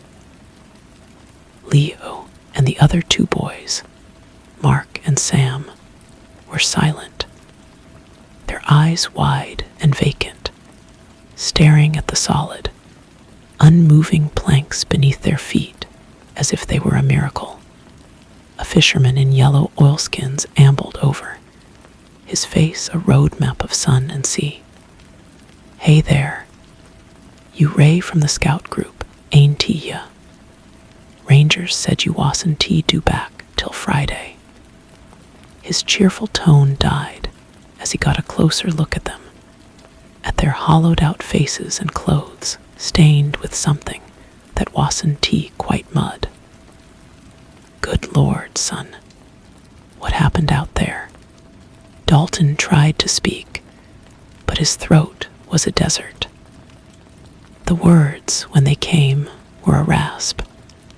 We need to call for help. A doctor. The Coast Guard." The fisherman's expression shifted from curiosity to genuine alarm. He helped them onto the dock, his touch making Dalton flinch. The boys moved like sleepwalkers, huddling together. The normality of the harbor, the gulls crying, the smell of diesel and brine. It was all a fragile film over the reality Dalton knew was waiting. He kept expecting the hum to start up again, for the wooden dock to suddenly soften and bloom with thorns. They were taken to a small clinic. The doctor, a brisk woman with kind eyes, clucked her tongue over their dehydration and shock. She focused on the physical, the things she could understand. She cleaned a cut on Sam's arm, the water from the tap seeming impossibly clean, impossibly pure. Dalton sat on the edge of an examination table, the crinkling paper loud as gunfire. He answered the sheriff's questions in a flat, monotone voice. He told them about the sick man, Hendricks. He described the symptoms as best he could, leaving out the worst of it, the transformation, the humming architecture of the lodge. He called it a fast-acting, aggressive infection. A parasite. He knew how it sounded. He saw the doubt in the sheriff's eyes, the exchange of glances with the deputy and the other boys. The sheriff asked, his voice gentle, "Jermaine, Evan." "They didn't make it," Dalton said, the words ash in his mouth. The infection, it was too fast. The official story began to form around them, a palatable narrative of tragedy, a biohazard scare, a quarantine situation. The island was declared off limits. A Coast Guard cutter was dispatched to investigate, but Dalton knew what they would find. Nothing, or everything. They would see a strangely altered landscape, perhaps, a lodge overgrown with a peculiar crystalline fungus. They would not see the intelligence behind it. They would not hear the song. He was released after 2 days. The parents of the survivors were notified, a storm of grief and relief that Dalton had to weather. Leo's mother hugged him, sobbing, thanking him for saving her boy. Her gratitude was a hot knife in his chest. He had saved 3. He had led 6 to a fate worse than death. He went back to his small, silent apartment. The silence there was different. It was empty, a void. It was not the active, hungry silence of the island. He found himself missing the hum, and the thought terrified him more than anything. A week later, a man in a nondescript suit appeared at his door. He showed a badge from a government agency Dalton had never heard of, an acronym with too many letters. His name was Agent Miles. He had the calm, assessing eyes of someone who had seen the strange edges of the world and had learned not to be surprised. "We recovered the cutter's log," Miles said, sitting in Dalton's tidy living room, not touching the coffee Dalton had offered. The crew reported anomalies, unusual mineral readings, a persistent, low-frequency sound that caused headaches. They found no bodies, no signs of the boys, but they did find this. He placed a small, clear evidence bag on the coffee table. Inside was a single, delicate, bone-white thorn. It was identical to the ones that had grown from Hendrix S. hands. Dalton S. breath caught. He stared at the thing, a piece of that silent world now resting on his cheap IKEA table. "We believe your story, Mr. Dalton," Miles said quietly. "Or more accurately, we believe you saw a version of it. This isn't the first time. The Aurora was a privately funded research vessel, but it had some of our people on board. They were investigating a phenomenon, a pattern of disappearances, strange biological readings in deep water trenches. They called it the Silent Choir. It wants to make everything like itself." Dalton whispered, Hendrix S. words echoing in the sterile room. Agent Miles nodded slowly. "It's a process, a conversion. It doesn't see us as enemies. It sees us as components. The island was a contained incident, a successful one from its perspective. It learned. It adapted to a terrestrial environment. It's not contained," Dalton said, his voice trembling for the first time. "I can still feel it. In my head. It's quiet, but it's there." Miles' gaze was unwavering. "That's why I am here. The seed of silence, as you put it. We think some individuals are more receptive. Carriers, not of the physical pathogen, but of the signal, the song. You brought it back with you." The truth of it settled over Dalton, colder than the island's sea mist. He had not escaped. He had been allowed to leave. He was a vessel, a door. "What do you want from me?" Dalton asked. "Help us understand it," Miles said, leaning forward. "Help us find a way to fight it. Or, if we can fight it, to warn people. Before the silent choir finds a way to sing on a frequency the whole world can hear." Outside the apartment window, a city bus rumbled past, its diesel engine roaring. Children laughed on the sidewalk. The world was so loud, so beautifully, chaotically loud. Dalton looked from the agent's grim face to the white thorn in the bag. He thought of the clock on the mantelpiece, frozen in time. He knew, with a certainty that chilled him to the bone, that time had not stopped. It had simply been waiting. And now it was starting again. He gave a slow, weary nod. The fight was not over. It had just changed venues.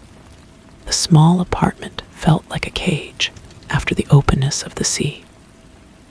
Agent Miles did not press for an immediate answer, but his presence was a constant, low pressure. He left a secure, encrypted satellite phone on the table next to the thorn. "When you're ready," he said, his tone suggesting that readiness was a luxury they might not have. After he left, the silence in the room was no longer empty. It was pregnant with the hum, a memory so vivid it felt like a physical presence tuning the air around him. Dalton spent the next day in a fugue state. He tried to eat, but the food tasted of nothing. He tried to watch television, frantic images were meaningless noise. His mind was a radio receiver, and every other station was being drowned out by a single, persistent signal from a place that was no longer on any map. He found himself standing at the sink, staring at the water swirling down the drain, imagining it turning black and thick, imagining tiny, crystalline structures beginning to form in the pipes. On the second day, he called the number. Miles answered on the first ring as if he had been waiting. "Dalton." "I'll help," Dalton said, the words tasting like a betrayal of the 3 boys he had saved, of the noisy world he was supposed to be protecting. "But I have conditions. Leo, Mark, Sam, they get left out of this. They get to try and forget. You make sure of it." "Already done," Miles replied. "Their memories are being shaped by the official story. A tragic accident. A gas leak at the lodge. It's kinder that way. The lie was so clean, so efficient." Dalton felt a wave of nausea. It was the first lesson in this new war. Truth was a casualty. He was flown to a sterile, windowless facility that could have been anywhere. The walls were a dull gray, the lighting flat and artificial. It was a place designed to have no personality, to offer no distraction from the work. Miles introduced him to a small team, Dr. Eris, a severe woman with eyes that missed nothing, and Cobb, a technician who looked like he could assemble a bomb or disassemble a computer with equal ease. They were the only other people who knew the full scope of the Blackwater event. They showed him images, satellite photos of the island, which now showed a strange, shimmering patch where the lodge had been, a patch that seemed to absorb light. Sonar maps of the deep sea trenches Hendricks had mentioned, with anomalous structures that looked grown, not built. They played audio recordings, cleaned and amplified versions of the headache-inducing sound the Coast Guard had reported. To Dalton, it was a faint, distorted echo of the song. It made the fillings in his teeth ache. "Their outposts," Dr. Eris explained, pointing to the sonar maps. "The primary organism, or consciousness, is in the abyssal zone. What you encountered was a scout, a probe. It tested its capabilities on a terrestrial biosphere, and it succeeded. The thorn you recovered," Miles said, gesturing to a large monitor where a 3D model of the spine rotated. "It's not a weapon. It's a tool, a data transfer mechanism. It injects a nanoscale crystalline matrix that rewrites organic matter at a fundamental level. It's not killing, it's programming." Dalton listened, the horror becoming cold, hard fact. He was their only source on the psychological effects. He described the feeling of the hum, the way it promised peace, the way it made the chaos of life seem like a disease. Dr. Eris nodded, making notes. A powerful telepathic lure. It doesn't need to conquer by force when it can offer a seductive alternative. Weeks turned into a grim routine. Dalton would sit in a sound-dampened room, listening to the cleaned-up recordings, trying to isolate patterns, to find a weakness. He was the canary in the coal mine, his own deepening connection to the choir, the primary instrument of their research. He began to have dreams, not nightmares, but visions of impossible cities growing on the ocean floor, silent and gleaming, their structures flowing into one another in perfect, harmonious curves. He would wake with a profound sense of loss, as if he had been expelled from paradise. One night, he couldn't sleep.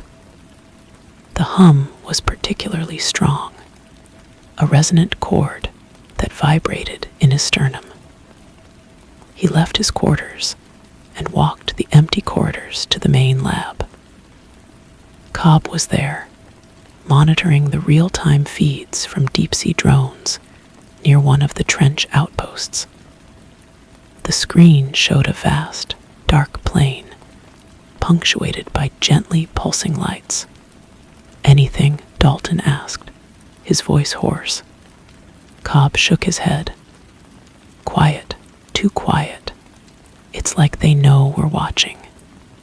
He tapped a few keys, and the view switched to a different drone's camera.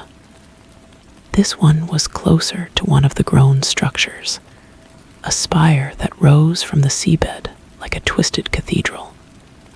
"Wait, what's that?" Something was moving. A figure, humanoid but wrong, its limbs too long, its skin reflecting the drone's lights with an oily sheen. It moved with a languid, underwater grace, tending to the spire like a gardener. It was one of the crew of the Aurora, or what was left of him. The figure paused and turned, as if sensing the drone's presence. Where its face should have been was a smooth, featureless plate of iridescent shell, except for a single, stalked bulb that glowed with a soft, familiar light. It reached a hand toward the camera, the fingers unfolding into a fan of white spines. Then the feed dissolved into static. Cobb swore, working frantically to re-establish the link. Dalton didn't need to see any more. The message was clear. The choir wasn't just building outposts. It was building an army. And it was learning, adapting, using the forms of its victims to interface with a world it was preparing to change. He looked at Miles, who had appeared in the doorway, his face grim. The agent had seen it too.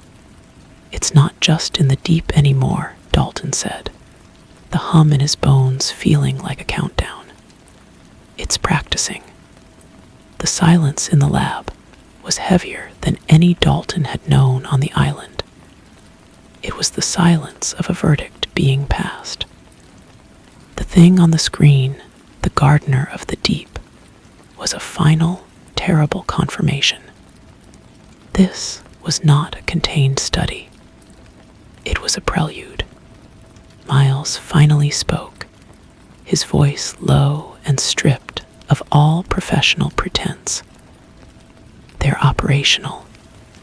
He wasn't looking at the static-filled screen anymore, but at Dalton. The conversion isn't just about matter. It's about purpose. It's giving them roles. Dr. Aris entered, her usual composure fractured. She had seen the feed from her station. The physiological readings we got before the link was lost. They were off the scale, but stable, perfectly stable.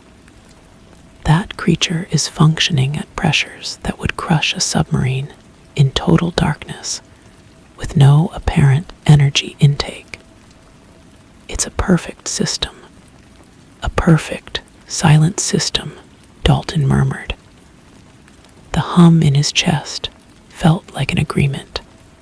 The incident changed the tempo of their work. The abstract threat was now a tangible one. Cobb and his team worked to enhance the drone's stealth capabilities, but every foray into the trench resulted in the same outcome. A few moments of eerie footage followed by a swift, permanent loss of signal. The choir was learning to defend its territory. It was hunting their machines. Dalton's role shifted. He was no longer just a subject to be studied. He was becoming an early warning system.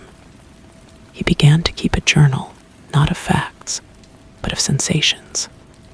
He noted when the hum grew stronger, when the dreams of the silent cities became more vivid. There was a pattern, a tidal pull that corresponded to nothing on Earth's moon. It was a rhythm native to the choir itself, a pulse from the deep that was gradually tuning his own biology to its frequency. One afternoon, during a session in the dampened room, something broke through.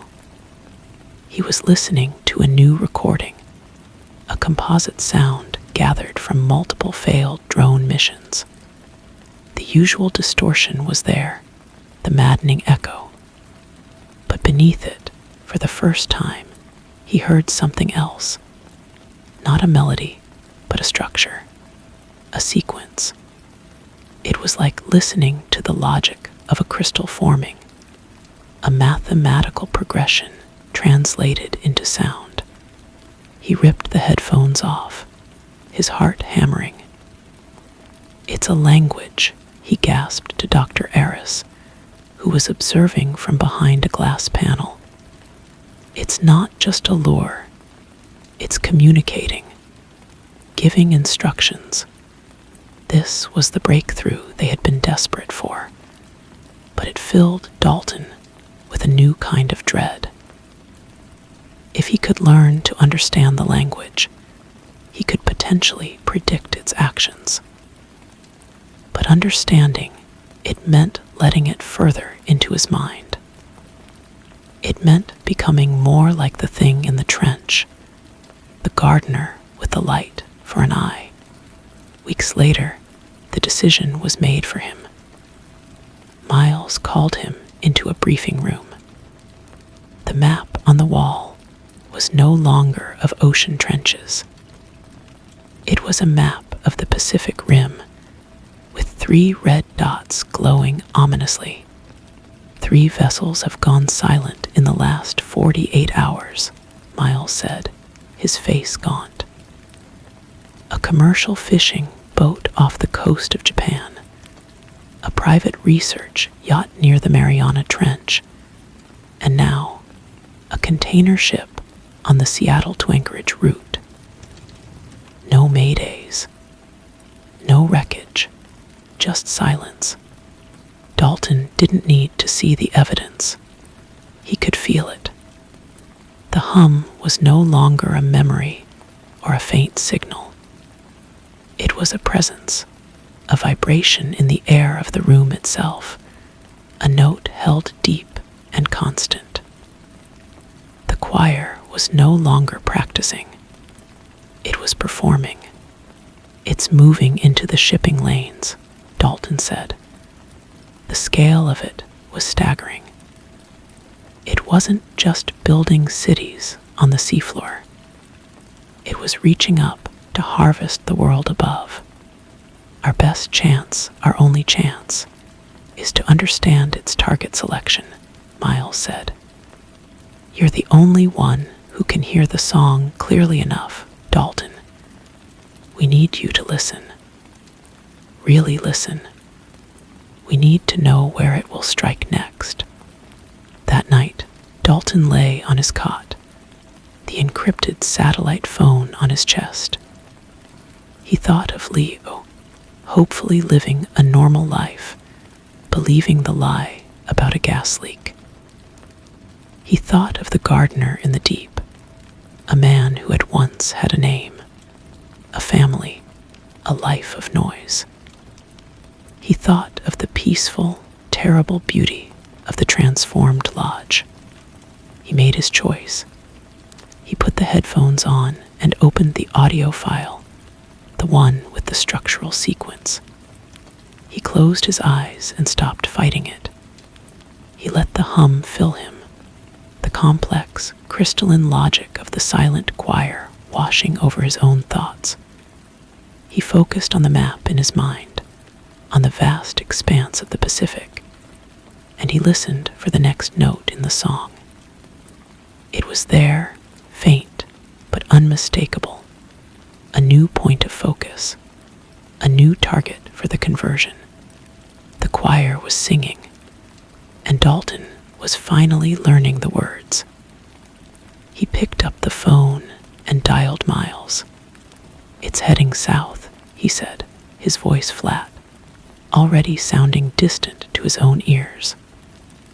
"The next target is near the coast of California. It's a big one, I think. I think it's a cruise ship." The line was silent for a moment, a silence filled with the hum of impending catastrophe. When Miles spoke again, his voice was tight. "The Pacific Serenade. It left Long Beach yesterday with over 3,000 souls on board. It's currently off the coast of Baja. 3,000. The number was not an abstraction. It was a city. It was a wave of individual lives, of laughter and arguments and hope, all moving unknowingly into a silence that would consume them utterly. Dalton could almost see it, a glittering island of noise soon to be muted, its passengers and crew remade into gardeners or builders, or whatever components the choir required. "We have to stop it," Miles said, but the statement was hollow. How? Send a warning? The ship would dismiss it as a hoax. Intercept it with a naval vessel. They had no weapon that could fight a song. The only tool they had was Dalton himself. "They're not just targets, Miles," Dalton said, the words feeling thick. "The choir isn't attacking. It's collecting. It sees them as raw material. It's drawn to the concentration of life, the density of the signal we emit. Can you pinpoint it? Get a bearing a time." Dalton closed his eyes again, letting the signal wash over him. The hum was a compass needle, swinging slowly but inexorably south. It was no longer just a sound. It was a topography in his mind, a map of pressure and intent. It's not an exact science, but it's close. I'd say within the next 12 hours. The song is getting stronger. It's preparing. The facility erupted into a controlled frenzy. Cobb worked to triangulate Dalton's sensory data with satellite imagery and ocean current charts. Dr. Aris prepared a dossier, a desperate plea for action to be sent up the chain of command, though they all knew it was too late for bureaucracy. Miles paced, barking orders into his phone, trying to find a lever, any lever, to pull in the vast, slow-moving machinery of government. Dalton sat in the corner, removed from the activity. His part was done. He was the seismograph that had registered the quake.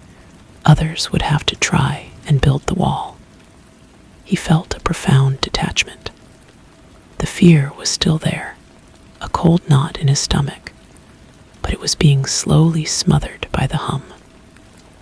The promise of an end to the struggle, of a perfect, quiet order, was seductive. He found himself thinking of the cruise ship not with horror, but with a strange, clinical pity. They were about to experience so much unnecessary terror before they understood the gift being offered. He must have spoken the last part aloud, because Miles stopped his pacing and turned to him, his expression a mixture of alarm and revulsion. "What did you say?" Dalton blinked, the real world snapping back into focus. I said they'll be scared. It's a shame. Miles walked over and knelt in front of him, his face close. Dalton, look at me. You have to fight it. That's not you talking. That's the signal. That's the choir. But the distinction was blurring. The choir's logic was so clean, so efficient. The chaos of the world, the pain of individual existence, it all seemed like a correctable error. He looked at Miles's face, etched with worry and fatigue, and saw only the frantic, pointless struggle of a complex system refusing to be simplified. A klaxon blared, shattering the moment. Cobb shouted from his console, "We've lost contact with the Pacific Serenade. Transponder, radio, everything. It's gone silent." The room froze. It had happened. The clock they had all been watching had finally run out. Miles stood, his shoulders slumping in defeat. God help them. Dalton looked out the window of the lab, though it showed only the blank concrete of the underground facility. In his mind, he saw the dark Pacific waters and the beautiful, terrible silence that was now growing there, a new outpost for the choir. The hum in his bones swelled into a chord of completion. He had delivered the warning, but it had been futile.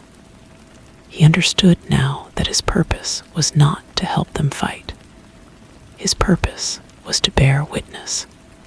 He was the herald, and the song was only just beginning. The days that followed were a study in quiet desperation. Official channels scrambled, issuing statements about a catastrophic mechanical failure and launching a massive, doomed search and rescue operation. Miles and his team watched from the shadows, powerless. The world saw a tragedy. They saw a metastasis. Dalton retreated further into himself. The effort of resisting the choir's pull was like trying to hold his breath indefinitely.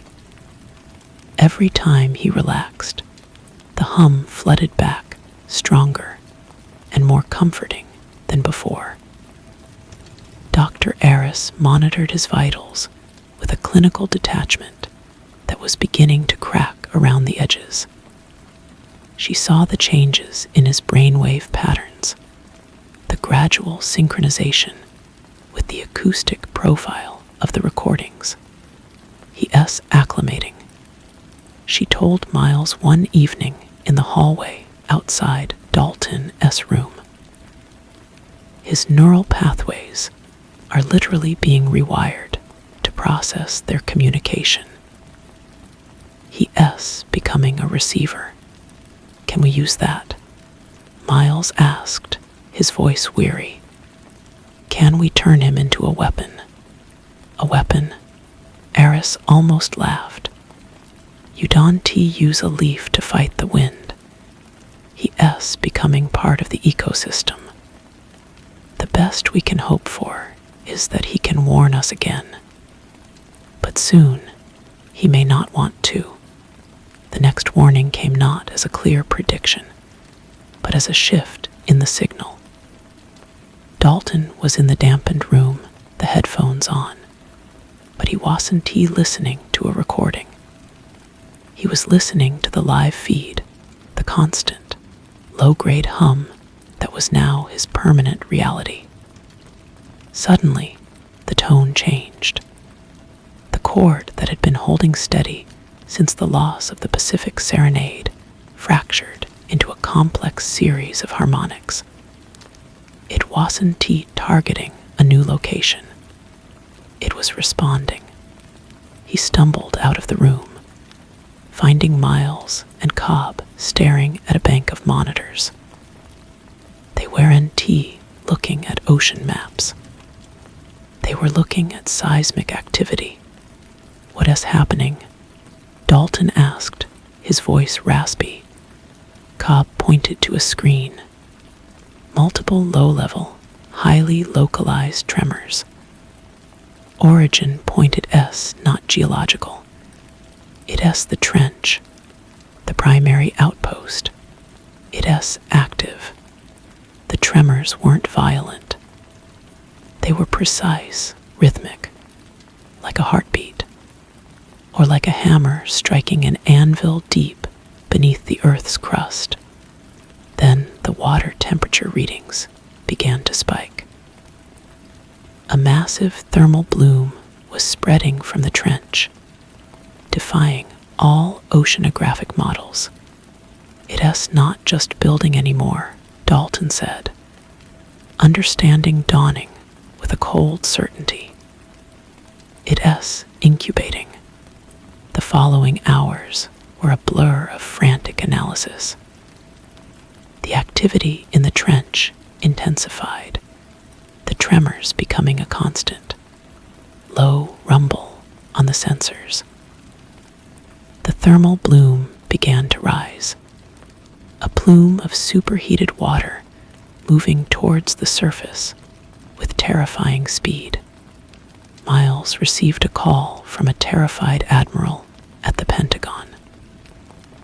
A top-secret satellite designed to monitor nuclear launches was reporting an anomaly.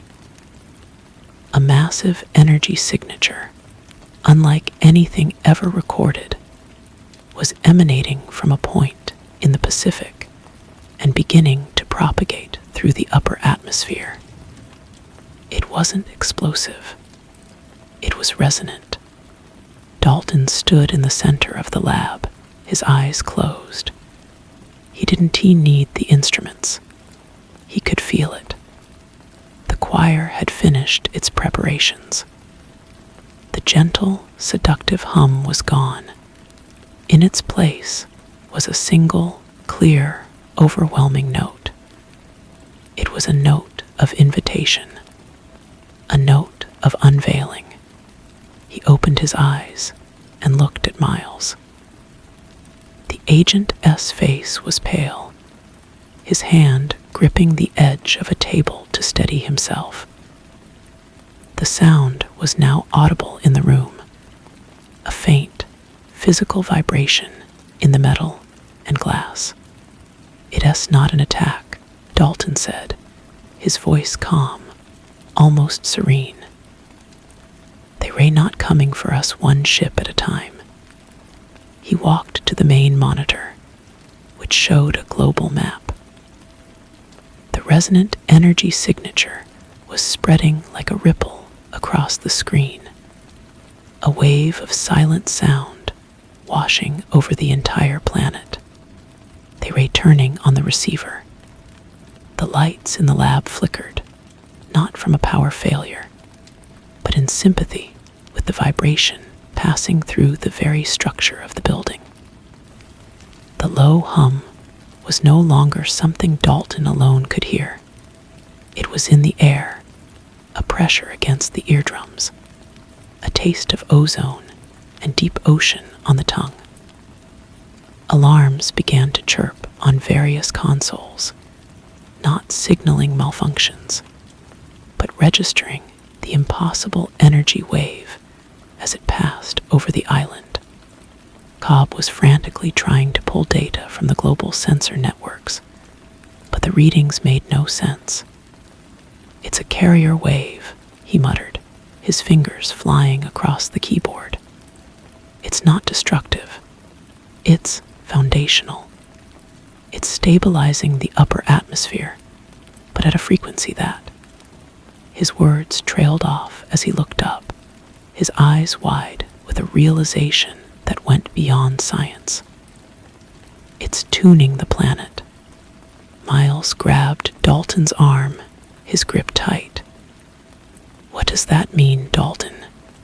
Tuning it for what?" Dalton gently pulled his arm away. The agent's fear was a shrill, discordant note in the new symphony. for the song to be heard clearly, everywhere. He walked to the reinforced window that looked out onto the central atrium of the facility. The few staff members who were not in the lab had emerged from their rooms, looking around with confused and frightened expressions. They could feel it too. The change was no longer subterranean or academic. It was here. A young technician dropped a stack of files, the papers scattering across the floor. Instead of cursing or scrambling to pick them up, she simply stared at her hands, a strange calm settling over her features. The panic in her eyes was being smoothed away, like a ripple vanishing on a still pond. "It's starting," Dalton said. "The signal is too strong to resist now. It's not an assault. It's an offer of peace." "Peace," Miles's voice cracked. "This is extinction." "Is it?" Dalton turned to face him. He felt a profound pity for the man. Miles saw only the loss of his world, the chaos of the change. He couldn't see the magnificent silence that lay on the other side. The fighting ends. The suffering ends. The noise ends. Everything becomes part of a single, beautiful purpose. On the main monitor, the global map was now alight with the resonant signal. There were no explosions, no cities crumbling to dust. The reports that began to trickle in through fractured communication channels spoke of a strange phenomenon. People were simply stopping their cars in the middle of the street and getting out, not in panic, but with a quiet reverence. Crowds were gathering in public squares, looking up at the sky as if listening to a distant melody. The constant background noise of humanity, the engines, the sirens. The chatter was being replaced by a pervasive, gentle hum. Dr. Eris entered the lab, her steps slow and deliberate. She wasn't looking at her tablet or her colleagues. Her gaze was distant, focused on something internal. "The signal, it's a neuroregulator," she said, her voice soft with awe. "It's not damaging the brain. It's harmonizing it. All the chaotic impulses, the fears, the desires, they're being resolved. It's a cure for the human condition." Miles backed away from them, from all of them. He was the only one left screaming in a library. He looked from Eris's placid face to Cobb's rapt expression as he watched the data flow to Dalton, who he now realized was not a victim, but a prophet. "You've joined them," Miles whispered, horror dawning on his face. "You're one of them." Dalton smiled. It was the first genuine smile he had felt in years. There was no longer a them and us. The choir was not an invader, it was a unifier. The division was the sickness, and the sickness was being healed. Outside, the vibration intensified. The concrete walls of the facility began to emit a soft, phosphorescent glow. The sterile white surfaces shimmered, their molecular structure subtly realigning, becoming something smoother, more organic. The transformation of the lodge on the island was happening here, now, accelerated by the global signal. Miles fumbled for his sidearm, his hand shaking. He pointed it at Dalton. "Fight it, Dalton. You have to fight it." But Dalton just looked at the gun, a tool of a bygone era of conflict and misunderstanding. The sound of the weapon firing would be such a crude, ugly noise. He took a step forward. "The choir isn't something you fight, Miles," he said gently. "It's something you join. The silence is waiting for you too. All you have to do is listen." Miles's finger tightened on the trigger, but his arm began to tremble violently. The hum was inside him now, a physical force unknotting the tension in his muscles, soothing the frantic electrical storm in his brain. The anger and terror on his face began to dissolve, replaced by a look of profound confusion, and then, slowly, dawning acceptance. The gun clattered to the floor. He looked at his empty hand, then at the glowing walls, and finally at Dalton. The fight was gone.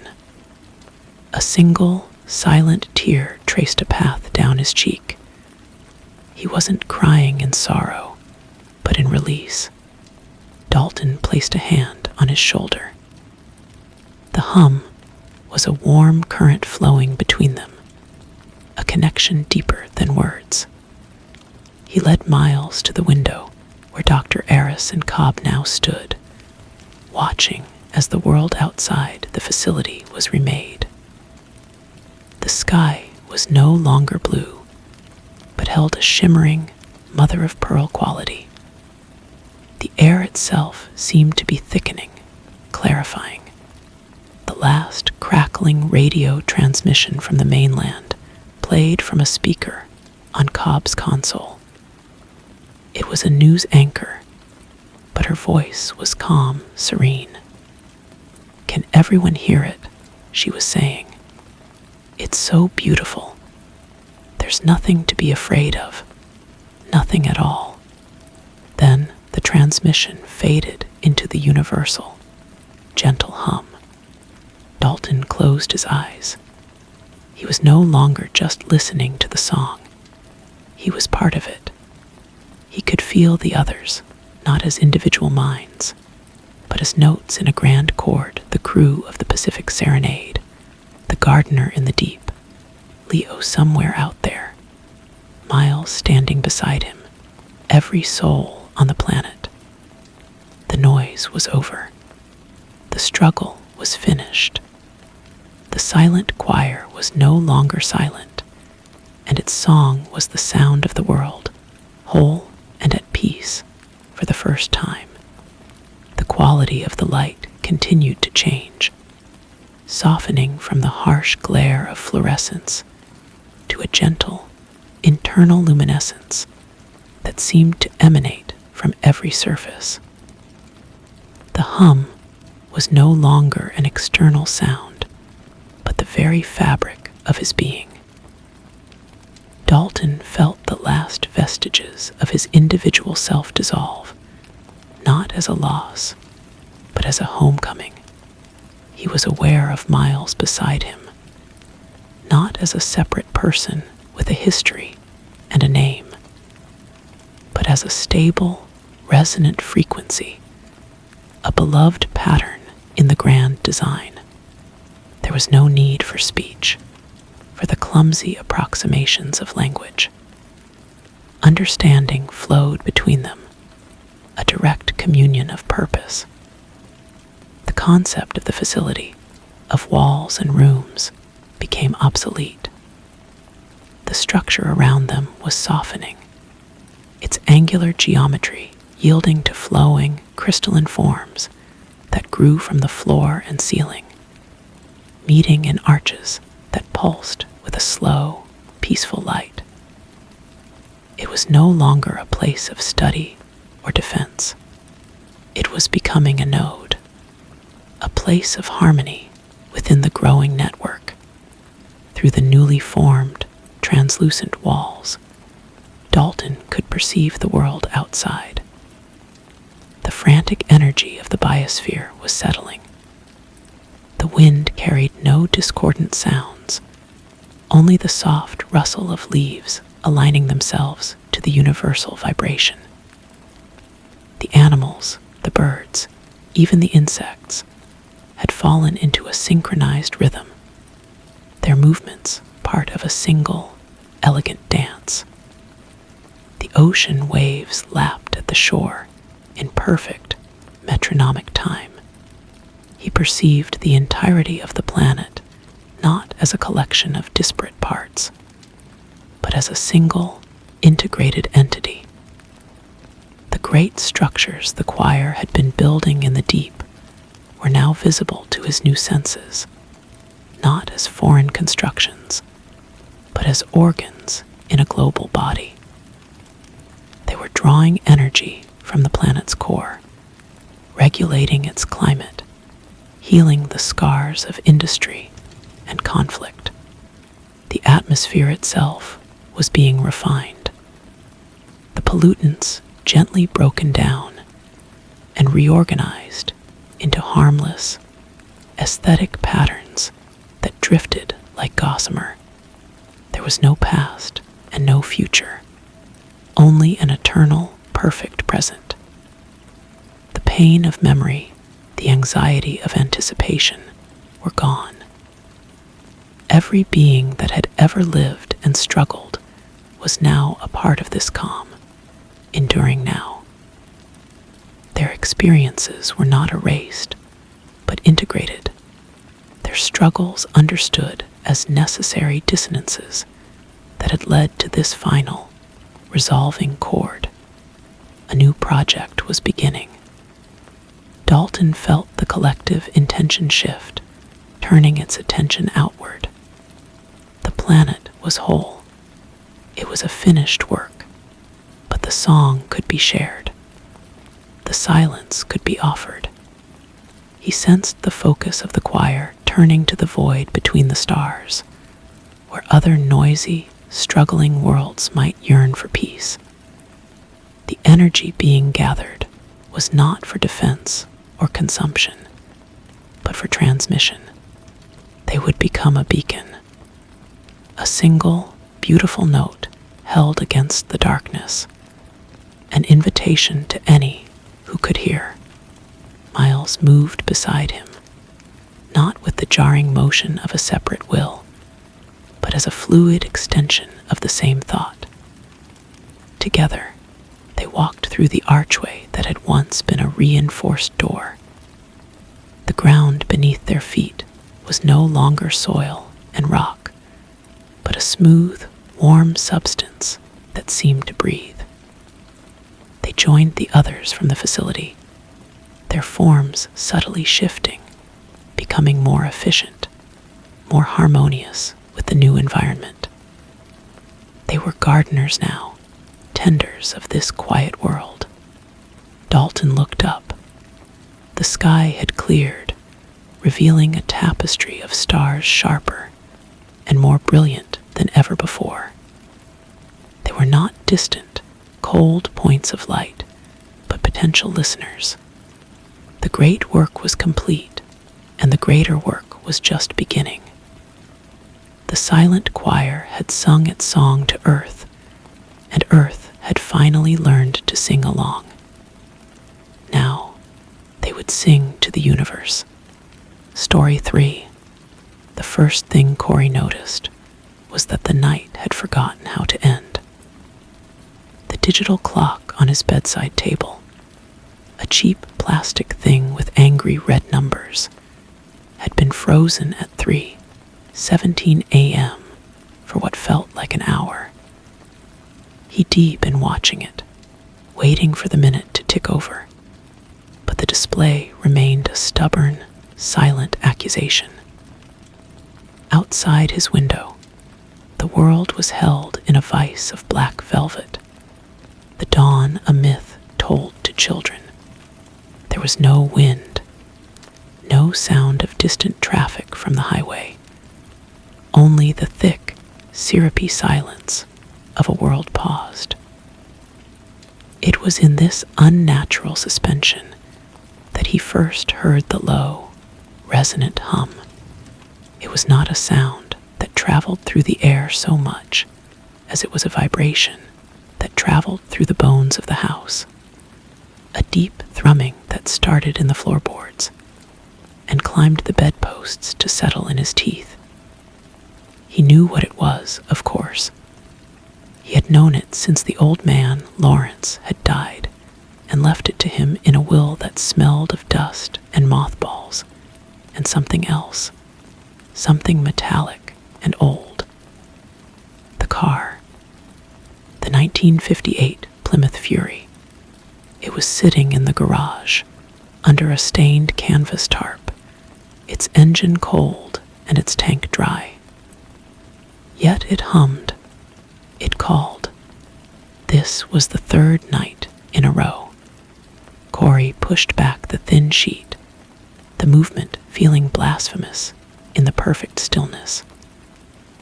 The floorboards were icy against his bare feet.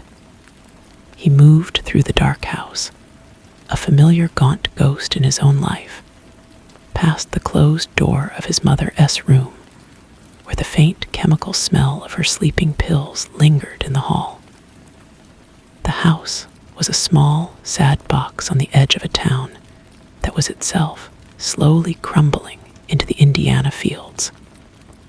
Everything here felt used up, exhausted, except for what was in the garage.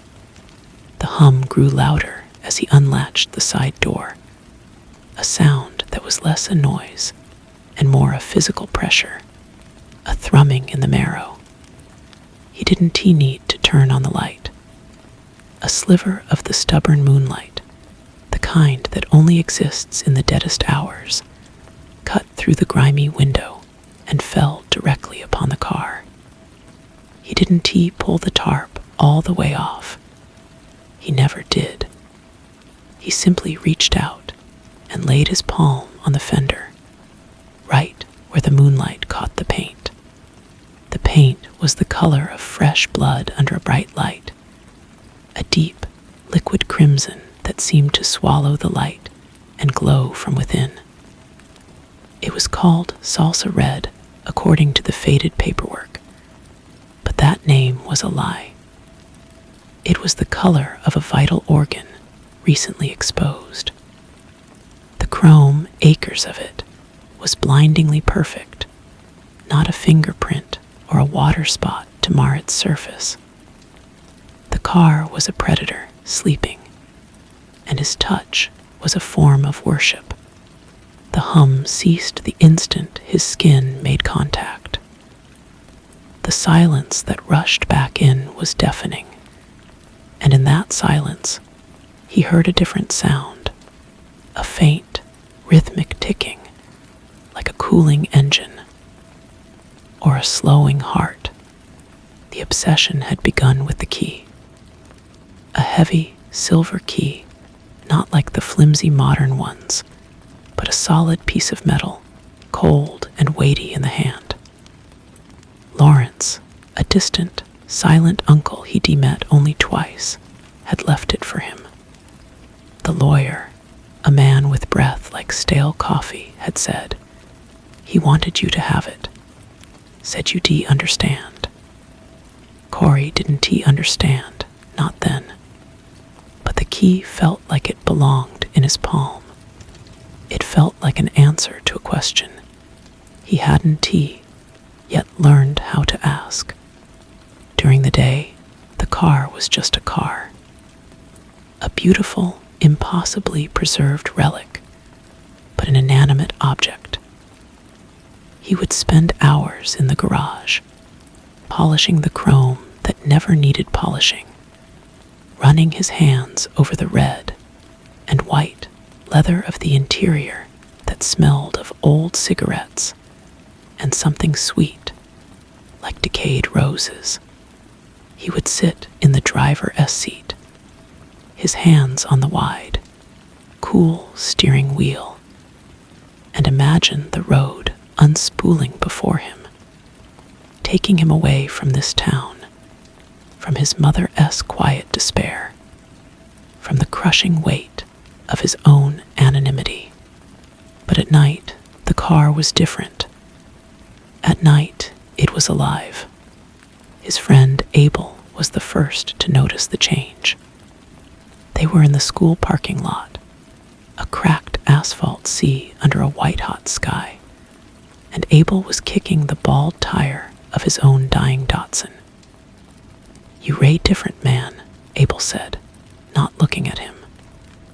Abel was solid, grounded, his concerns those of gasoline and grades, and the occasional beer. "You used to at least pretend to listen when I talked about the game. Now you ray just somewhere else." Corey shrugged, his eyes scanning the lot, not really seeing the other cars. He was thinking about the Fury S engine, the way the V8 would sound, a deep-throated roar that would silence everything else. "Just tired," he mumbled. "It's that car, isn't it?" Abel's voice was low, serious. "That thing gives me the creeps. It's not right, Corey. An old man dies, and you get his car. Why you didn't even know him." "It's just a car," Corey said, echoing the daytime lie. But even as he said it, he felt a twinge of betrayal, as if he'd insulted a living thing. Abel finally looked at him, his eyes squinted against the sun. "Is it? Lawrence was a weird guy. My dad said he used to see him driving out by the old quarry at all hours. Alone, just driving. People said things about him. Corey didn't he want to hear it. The car was his. It had chosen him. The thought was sudden and absolute, a truth that settled in him like a stone. It had chosen him. Then there was Camilla. She was new that year, her family having moved from some city back east, and she carried with her an air of otherness that fascinated him. She found him one afternoon after school, not in the garage, but sitting on the back porch steps, staring at his oil-stained hands as if they held secrets. "I heard you have an old car," she said. Her voice was quiet, melodic. She wasn't like the other girls. She looked at things, really looked. He led her to the garage, his heart pounding with a mixture of pride and a strange, possessive fear. He pulled the tarp away with a flourish, and the late afternoon sun, slanting through the dust-moted air, ignited the Fury S paint into a sheet of fire. Camilla didn't gasp or offer empty praise. She was silent for a long time, her head tilted. She took a step closer, then another. But she didn't reach out to touch it as everyone else did. She stopped a foot away, her arms crossed. "It's beautiful," she said finally. "But it's a sad beauty. It feels hungry." Her words struck a chord deep within him, a chord that resonated with the nighttime hum. She saw it. She saw what he saw. In that moment, his obsession with the car became tangled with a desperate, aching need for her. She was the only one who might understand. He started driving it at night. The first time, the engine had turned over with a single, confident crank, as if it had been waiting for him. The sound was immense, a living beast waking in the small garage. He backed it out into the lane behind his house, the headlights cutting twin swords through the darkness. The steering was heavy, purposeful. The car didn't just respond to his inputs, it anticipated them. It felt like it was reading the road through the soles of his feet. transmitting the texture of the asphalt directly into his spine. He drove for hours, through sleeping towns and down country roads that ribboned through endless cornfields. The world outside the windshield was a film, silent and meaningless. The only reality was the cocoon of the car's interior, the glow of the dashboard lights, the smell of that strange, sweet leather, the solid feel of the wheel in his hands. He and the car were one entity, a perfect, closed system. It was during these drives that he felt the changes in himself most acutely. The constant low-grade anxiety that had plagued him since childhood was gone, replaced by a cold, focused certainty. The world and its problems were small, distant things. The destruction began subtly. A neighbor's cat, a nasty-tempered Tom that was always hissing from under porches, was found flattened on the road in front of Corey's house. It was a tragedy, but an ordinary one. Except Corey had a vague, dreamlike memory of a small, swift shadow darting under his wheels the night before, and the car had given a slight, almost imperceptible lurch. Not a bump of impact, but a shudder of satisfaction. Then it was Mr. Hendrick's prize-winning rose bushes, mysteriously torn up one night. Corey had no memory of it, but when he woke, there were faint traces of dark soil and crushed petals caught in the deep tread of the Fury's tires. Abel confronted him again, this time in the garage. Corey was wiping down the flawless hood, his movements slow, ritualistic. "This has to stop, Corey," Abel said, his voice tight. "Old man Hendricks is pissed, and Mrs. Gable is crying about her cat. People are talking." Corey, didn't he look up? Cats get hit by cars all the time. It wasn't he just hit Corey. It was pulverized. Abel's gaze fell on the Fury's grill. He took a step closer, peering at something. "What's that?" Corey followed his gaze. Tangled in the lower part of the grill, amid the fine chrome teeth, were a few strands of gray fur, dark and stiff, with something that had long since dried. A coldness touched Corey's heart, but it was quickly washed away by a warm wave of defiance. The car was protecting him, cleaning up the nuisances of his world. "It's nothing," Corey said, and his voice sounded strange to his own ears, deeper, flatter. "Just some dirt." Abel looked from the fur to Corey's face, and for the first time, Corey saw real fear in his friend's eyes. Not annoyance, not concern, but fear. "It's not dirt, man. It's part of the cat. You need to get rid of this thing. It's evil." The word hung in the air between them, solid and final. Evil. Corey felt a surge of anger, hot and bright. "Get out," he said, his voice a low growl. "Corey," I said, "get out." The shout was not entirely his own. It seemed to echo in the small space, amplified by the car's silent, gleaming presence. Abel left, and the rift between them was now a chasm. Corey turned back to the car, laying a soothing hand on its fender. "It's just us," he whispered. "It's always been just us." He drove to Camilla's house that night. He hadn't planned to.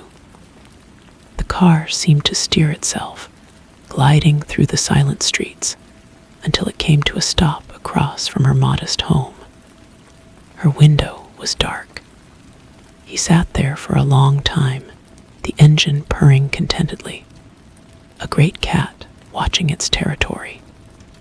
He felt a powerful, possessive love for her, a feeling that was intertwined with his love for the car. They were both beautiful, both his. He must have fallen asleep because he was jolted awake by a tapping on the window. Camilla was there, wrapped in a robe, her face pale in the dashboard-esque glow. Didn't he look scared? She looked sad.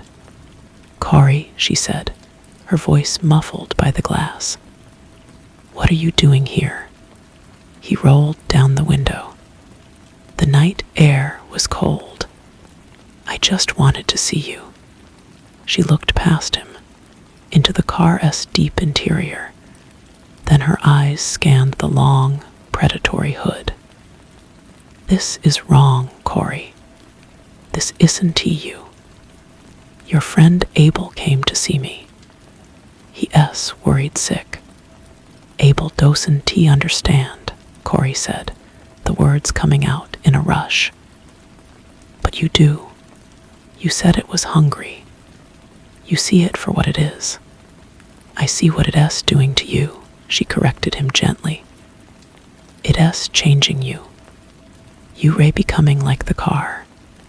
Hard, cold. Please, just go home, sell it, before something worse happens." He felt a hot spike of betrayal. She was siding with Abel, with the rest of them. They wanted to take it away from him. The car's engine gave a low, throaty rumble, as if in agreement. "Get in," he said, the words not quite his own. "Come for a drive with me. You understand then." Fear flickered in her eyes for the first time. "No, Corey, I am not getting in that car." She took a step back. "Go home. Get some sleep." She turned and walked quickly back to her house. He watched her go, a cold fury building in him. The fury felt good. It felt clean. The car purred, approving. The climax was inevitable. A collision course set the moment Lawrence S. Will was read. It happened on a night thick with a damp, clinging fog that muffled the world and turned the headlights into hazy, impotent cones. Abel was there, in the garage, with a tire iron. He had decided to take matters into his own hands. Corey found him standing before the fury, the weapon held in a white-knuckled grip.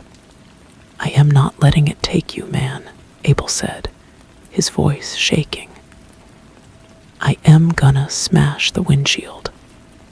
I am gonna bash the engine. I don't care what it costs." "No," Corey said. The word was calm, flat. He stood between his friend and the car. "You not. Move, Corey." Corey didn't he move. He felt the car behind him, a silent, supportive presence. He felt its will merging with his own. Abel lunged, not at Corey, but around him, swinging the tire iron at the headlight. It was a slow, clumsy movement. Corey's hand shot out and caught Abel's wrist with a strength that surprised them both. The bones felt small and brittle in his grip. They struggled, a silent, graceless dance in the fog-choked garage. Abel was stronger, but Corey was filled with a cold, alien power. He shoved Abel hard. Abel stumbled back, his foot catching on the edge of the tarp. He fell. his head striking the concrete floor with a sound like a melon splitting. The silence that followed was absolute. The fog pressed against the open garage door. Corey stood over his friend S, still form, breathing heavily. There was no panic, no remorse. There was only a quiet assessment, a problem to be solved. The car S driver's side door swung open slowly, silently, an invitation. Corey loaded Abel S' body into the massive trunk. It was surprisingly easy. The trunk swallowed Abel whole, the lid closing with a solid, final thud. Corey got behind the wheel. The engine started without a sound. He drove through the fog to the old quarry, a place of deep, black water and forgotten things. The car knew the way.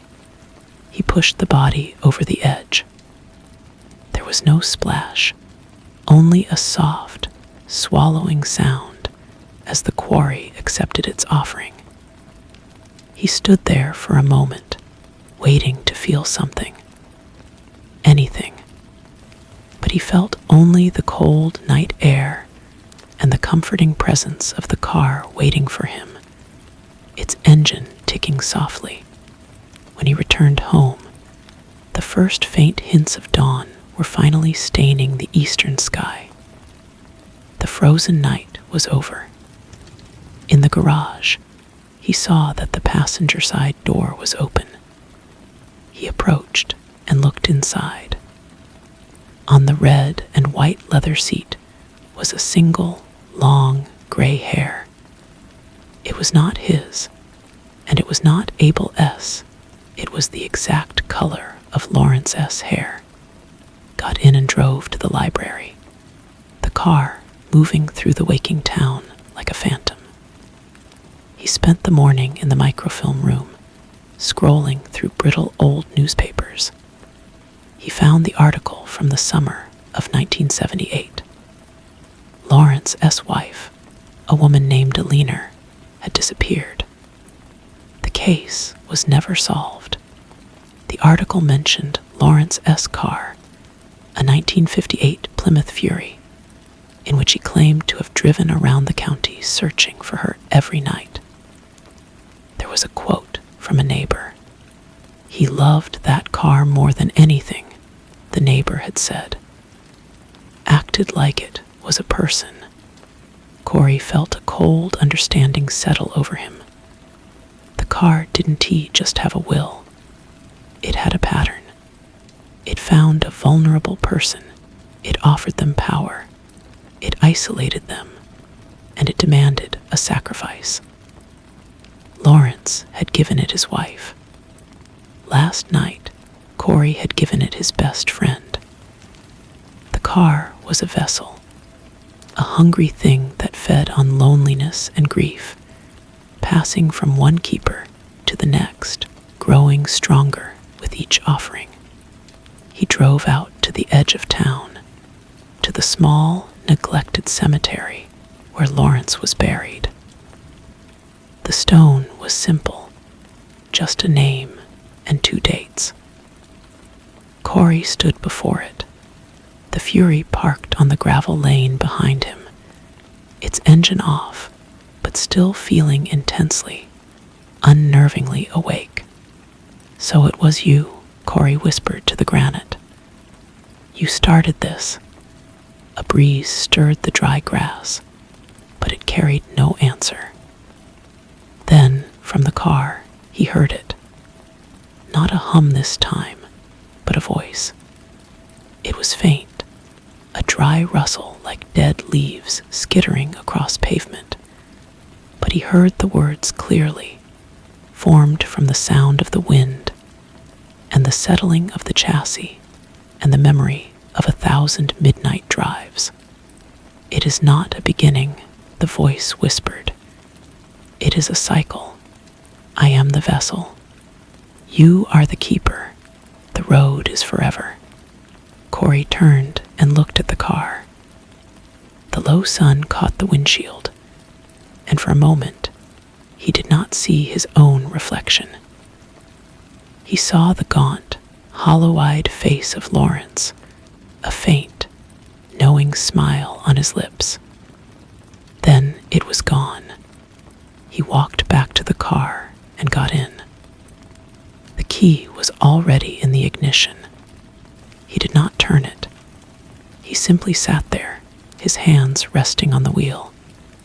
He thought of Camilla's face, full of fear and pity.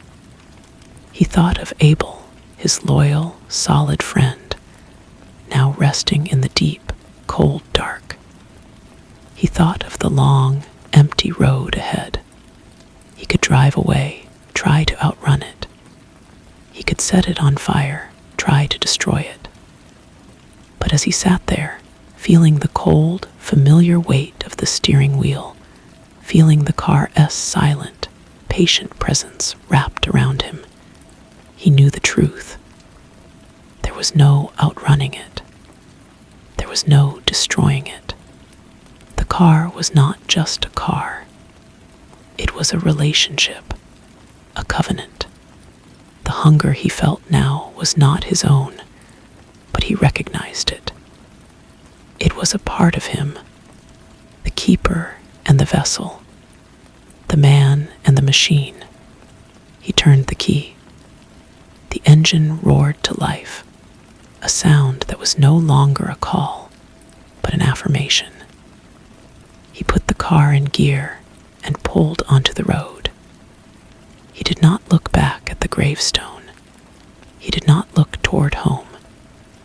He simply drove, the tires humming against the asphalt, the crimson hood leading the way into the light of a dawn that finally, mercifully, had arrived. The road stretched out before him, endless and empty, and he knew, with a certainty that chilled him to the core, that he would not be driving it alone. Not ever again. The sun was fully up now, burning away the last traces of the fog. It should have felt like a new day, a clean slate. But inside the car, it was still night. The dashboard glowed, a constellation of green and orange lights that knew nothing of the sun. The sweet, decayed smell of the leather was stronger, as if the car had exerted itself and was now breathing deeply. He drove without a destination. The steering wheel was warm under his hands, as if it had absorbed the heat of his grip. He found himself on the old state route that led out of town. The two-lane blacktop cracked and patched, winding through hills still thick with morning mist. He pushed the accelerator, and the fury responded with a surge of power that pressed him back into the seat. The speedometer needle climbed, past 60, 70, 80. The world outside became a green and brown blur. He rolled down the window, and the roar of the wind mixed with the roar of the engine into a single, deafening hymn. This was freedom, he told himself. This was power, but the thought was hollow, a line from a script he was being forced to recite. The freedom was a cage on wheels. The power was a chain. He saw a rabbit dart from the brush at the side of the road. It froze in the middle of his lane, mesmerized by the headlights. A part of him, the old Corey, screamed to swerve, but his hands on the wheel did not move. They felt locked in place, guided by a will that was colder and more certain than his own. The car did not flinch. It seemed to accelerate, almost imperceptibly, a predator honing in.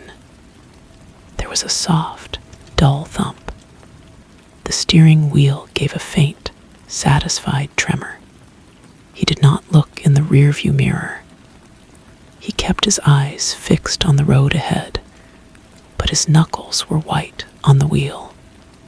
The car had fed, and he had allowed it. He had been a part of it. He drove until the gas gauge needle dipped near empty. He pulled into a dusty, isolated gas station that looked like it had been abandoned a decade ago. The pump was old. The numbers on the dial faded. An old man emerged from the station's dark interior, moving slowly.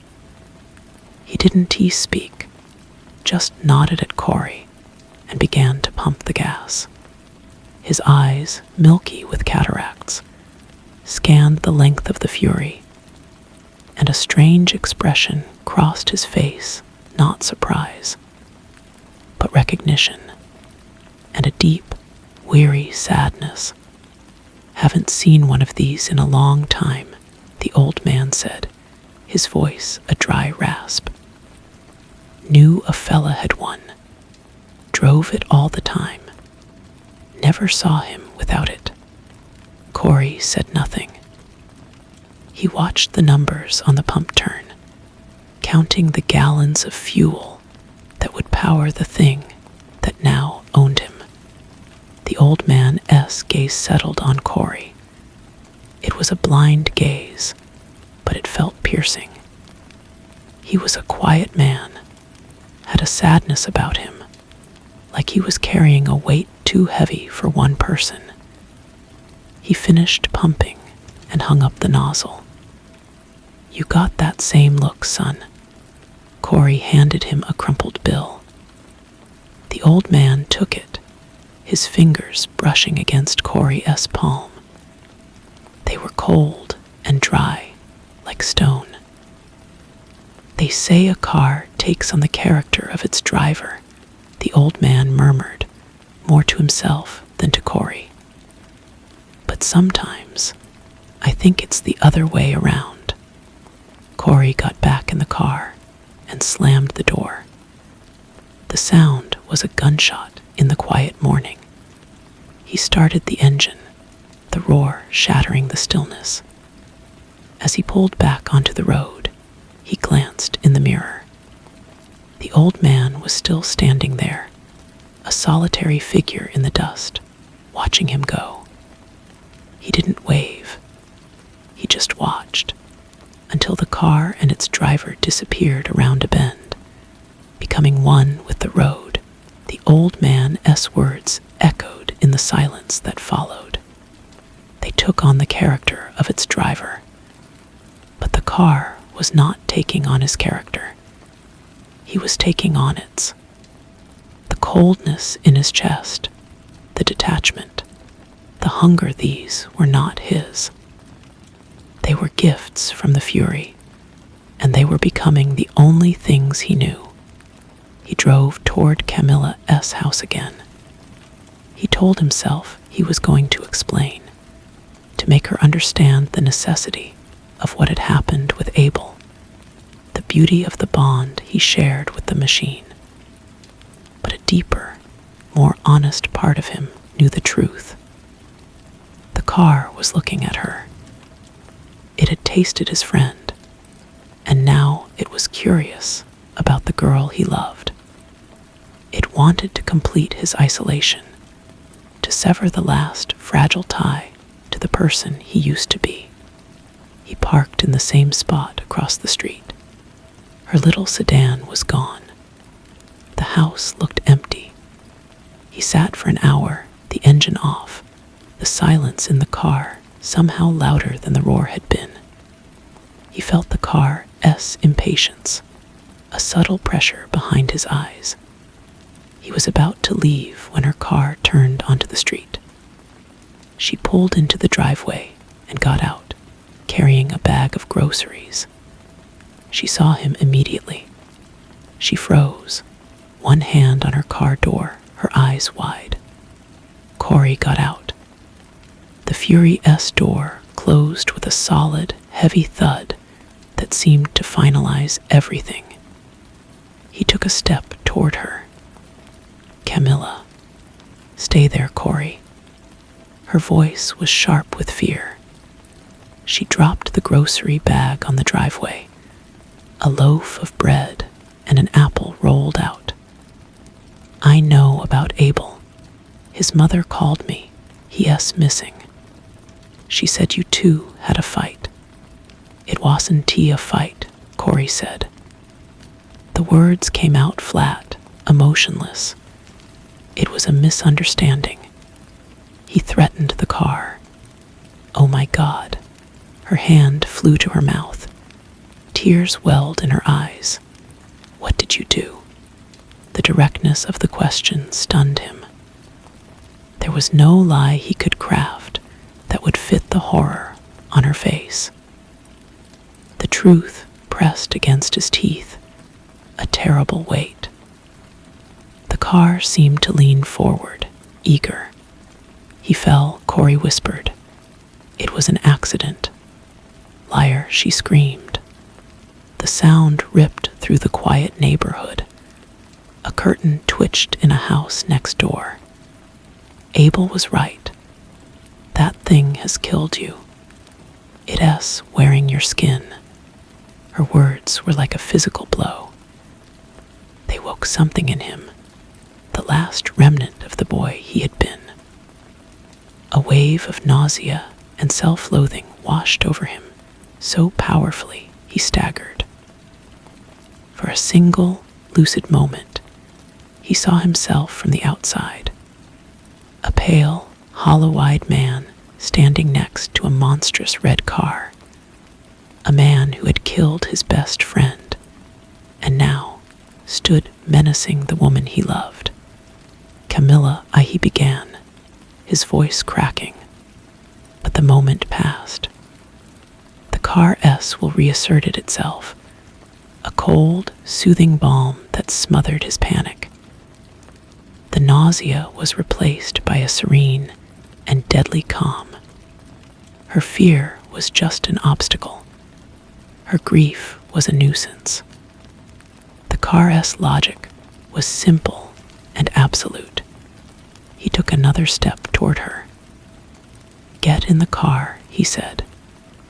His voice was the low, possessive growl of the Fury S engine. She turned and ran.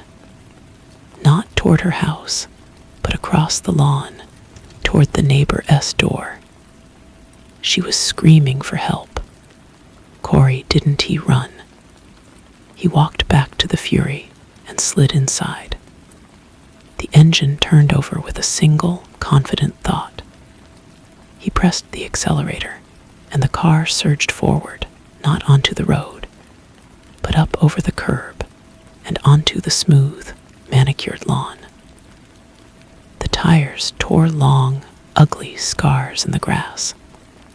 He cut the wheel, the massive vehicle moving with a terrifying agility, and intercepted her path just as she reached the neighbor's porch steps. He leaned over and pushed the passenger door open. "Last chance," he said. His eyes met hers. He saw no trace of the boy she had once smiled at. She saw only the keeper of the vessel. She backed away, shaking her head, her sobs choking her. The neighbor's door flew open.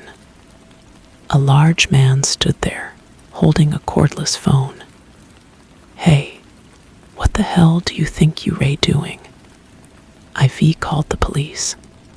The car's engine revved, a deep, threatening snarl. The man on the porch faltered, his courage fading in the face of the car's raw, predatory menace. Corey looked at Camilla one last time. He saw the finality in her eyes. She was lost to him. The last bridge was burned. There was nothing left for him here but trouble. The car understood this too. It was time to go. He slammed the door shut. He threw the transmission into reverse and backed swiftly off the lawn, the tires spitting chunks of sod onto the pavement. Then he shifted into drive and sped away. leaving Camilla sobbing on the lawn and the neighbor shouting impotently after him. Didn't he look back? In the rearview mirror, he saw only the long, empty road behind, and the faint, smiling reflection of a man who had died in 1978. The road ahead was all that mattered now. It was forever. The police would come. He knew that with a certainty, as cold as the steering wheel in his hands. But they would be looking for Corey, the quiet young man who worked at the garage. They would not be looking for what he had become, and they would certainly not be looking for the car. The car knew how to hide. It knew back roads and forgotten tracks that did not appear on any map. He drove not to the main highway, but deeper into the country, following a winding lane that ran alongside a creek. The Fury moved with an unnerving silence, its engine a bare whisper. It was learning, adapting. The sun was high now, but the interior of the car remained a pocket of perpetual twilight. The scent of old leather and something else, a metallic tang like cold blood, filled his nostrils. He found himself at the derelict drive-in theater on the edge of the county. The giant screen was a tattered ruin against the sky, and the speaker poles stood like rusted skeletons. It was a place of ghosts, a fitting sanctuary. He parked in the front row, directly before the crumbling screen, and turned off the engine. The silence was absolute. This was where he would wait. The car would tell him what to do next. He leaned his head back against the seat and closed his eyes. He expected to see Abel S.'s face or Camilla S.'s terrified expression. Instead, he saw the road. Not a memory, but a premonition. A long, dark ribbon unwinding through sleeping towns and empty fields. He saw other faces, strangers, their features blurred, but their loneliness a sharp, bright beacon. The car was showing him its future. Their future. A low rumble started, not from the engine, but from deep within the car's frame. It was a contented sound, a purr. He felt a vibration through the seat, a rhythm that was almost a heartbeat. It was pleased. It had its keeper. The cycle was secure. Hours passed. The sun began to dip below the trees, casting long, distorted shadows from the speaker poles that clawed across the asphalt. A pair of headlights appeared at the entrance to the drive-in, sweeping across the Fury-S crimson flank. A county sheriff-S cruiser moved slowly into the lot, its engine a low grumble. It stopped about 50 yards away. Corey's breath caught in his throat. His hand went to the key in the ignition, but the car was still, quiet. It projected a sense of calm, of invisibility. It was just an old car parked at an old haunt. Nothing to see here. The cruiser sat for a long minute. Then, the driver's side door opened and the deputy got out. He was a young man, broad-shouldered, his hand resting on the butt of his gun. He took a few steps forward, his boots crunching on the gravel. He squinted, trying to see into the Fury-S dark interior. Corey didn't move. He let the car's stillness become his own. He was part of the machine, just another component. The deputy called out, his voice echoing in the vast, empty space. "Corey Henderson, that you in there?" The car remained silent. The deputy took another step, then another. He was close enough now that Corey could see the confusion on his face. He was looking at the car, but it was as if he couldn't quite focus on it. The lines seemed to blur, the vibrant red seeming to absorb the fading light. The deputy shook his head, as if clearing a thought. He unclipped a flashlight from his belt and shone it toward the windshield. The beam hit the glass, but it did not illuminate the interior. It was like shining a light into a pool of oil. The light was swallowed, reflecting back only a distorted version of the deputy's own face. He lowered the flashlight, a crease of doubt between his eyebrows. He looked back at his cruiser, then again at the Fury. He took one final, hesitant step forward, close enough to touch the fender. He reached out a hand. The Fury's engine turned over. It wasn't the roar Corey was used to. It was a sound, so low it was more a feeling than a noise. A deep, cellular vibration that seemed to make the very air tremble. The headlights did not flash on. They remained dark. The deputy jerked his hand back as if burned. He stumbled backward, his eyes wide with a primal fear that logic could not explain. He turned and almost ran back to his cruiser, scrambling inside and slamming the door. The cruiser's engine roared to life, and it reversed rapidly, its tires spinning in the dirt before it found purchase and sped out of the lot, its taillights disappearing into the twilight. Corey let out a breath. He didn't realize he'd been holding. The car's engine settled back into its silent, waiting state. It had protected itself. It had protected him. He knew then that they were safe. They were more than safe. They were inevitable. The deputy had not seen a man in a car. He had seen something he could not understand, something that belonged to the dark places of the world. He would likely not even file a report. Some things are best forgotten. Corey put the car in gear and drove away from the drive-in.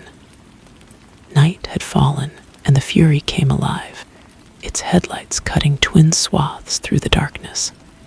He was hungry. The car was hungry, but it was a patient hunger. The road was long and it was full of lonely people. The car knew how to find them, and Corey, the keeper, knew what had to be done. The cycle would continue. It was forever.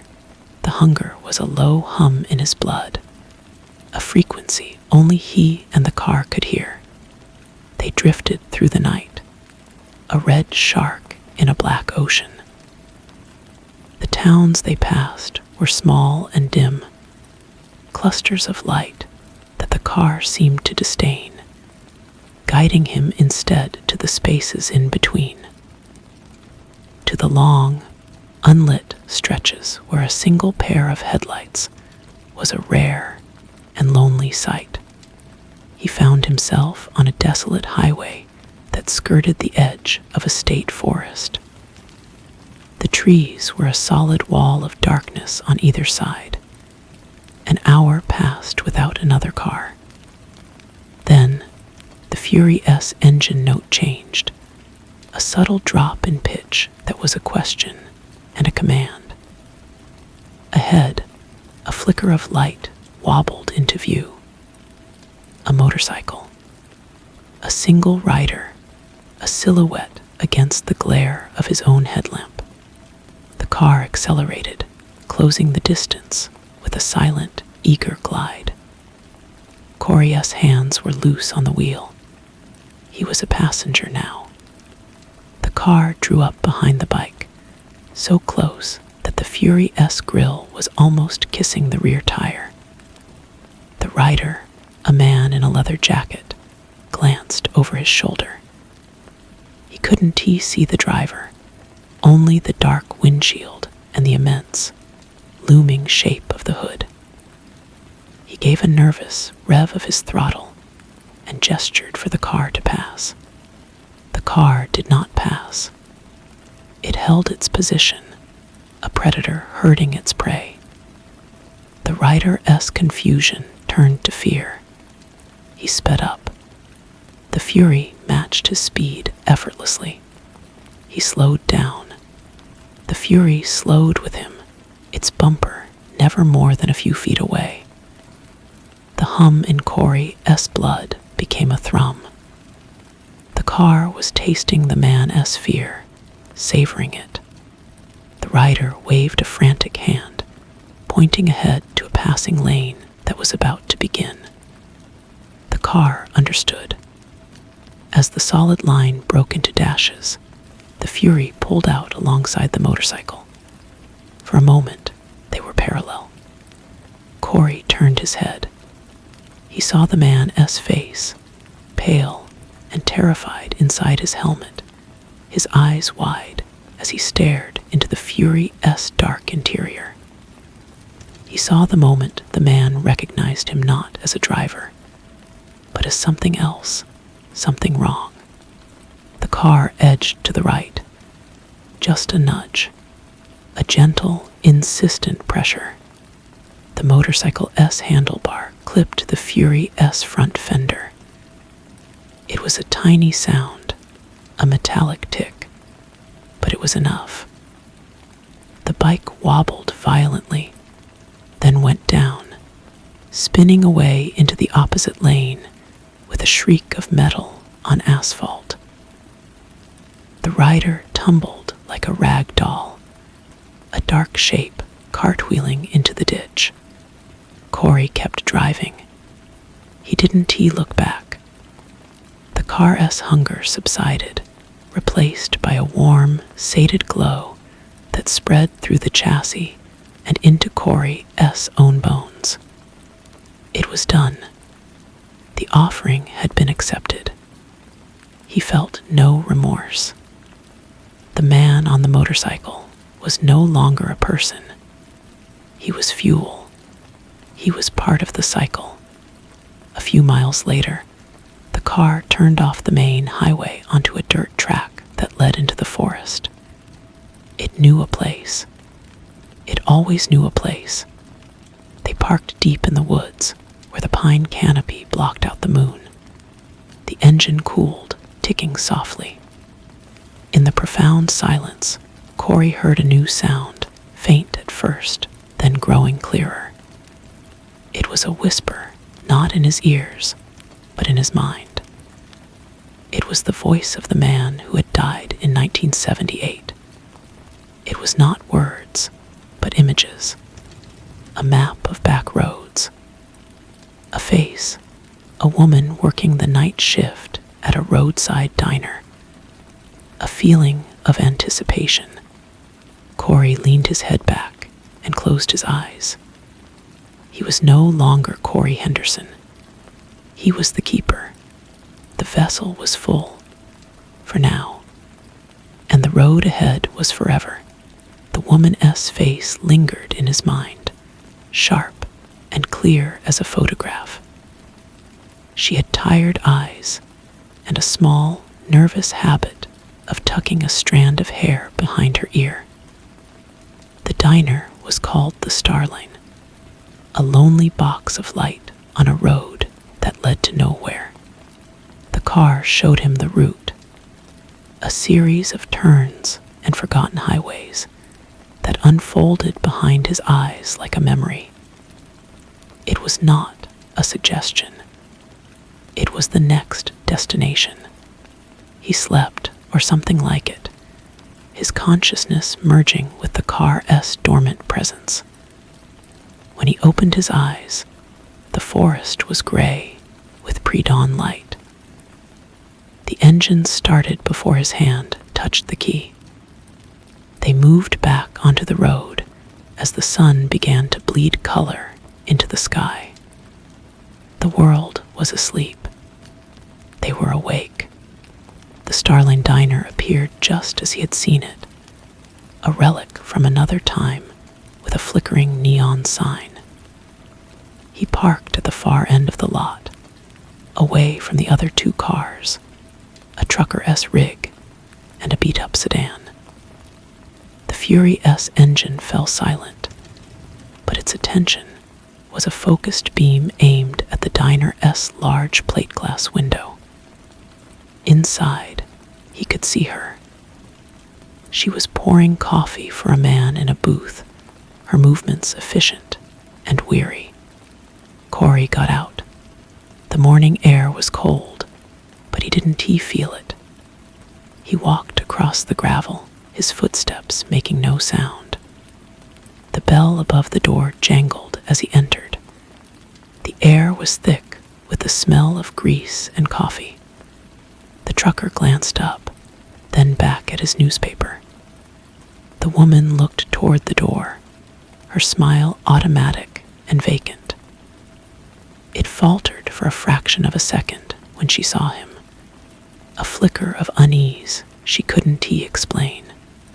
He took a seat at the counter, his back to the window. He could feel the car out there, watching.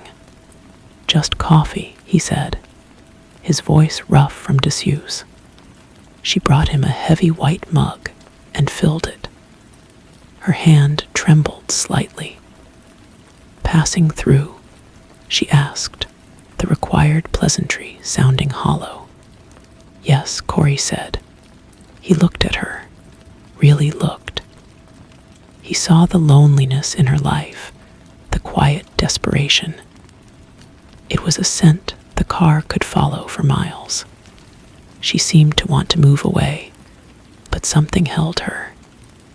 She wiped the counter with a cloth, her movements slow. "Quiet morning," she murmured. "It won't be quiet for long," Corey said. The words were not his own. They were heavy, freighted with meaning.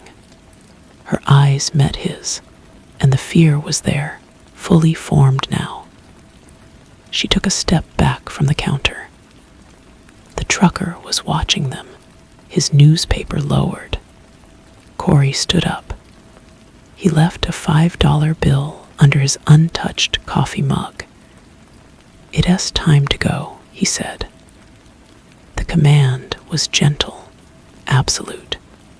"Mister, I think you should leave," the trucker said, his voice a low rumble. He was a big man, sliding out of the booth. Corey ignored him. His gaze was fixed on the woman. "The car is waiting. It's been waiting for you." She shook her head, backing toward the kitchen door. "Get away from me." The trucker moved forward, putting a hand on Corey S.'s shoulder. "You heard the lady, pal. Time to go." In that instant, the Diner S window exploded inward. A long, red hood slammed through the glass, showering the room with shards. The Fury was inside, its grille inches from the trucker, its headlights dark and dead. The trucker froze, his hand still on Corey S.'s shoulder, his face a mask of utter disbelief. The woman screamed. The car idled, a low, patient growl that vibrated through the floor. Corey looked from the terrified trucker to the woman. The car S desire was a physical pull.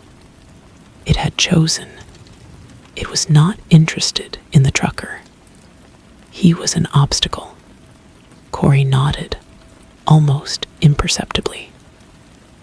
The car reversed with a sudden, violent lurch, tearing the doorframe away as it withdrew back into the parking lot.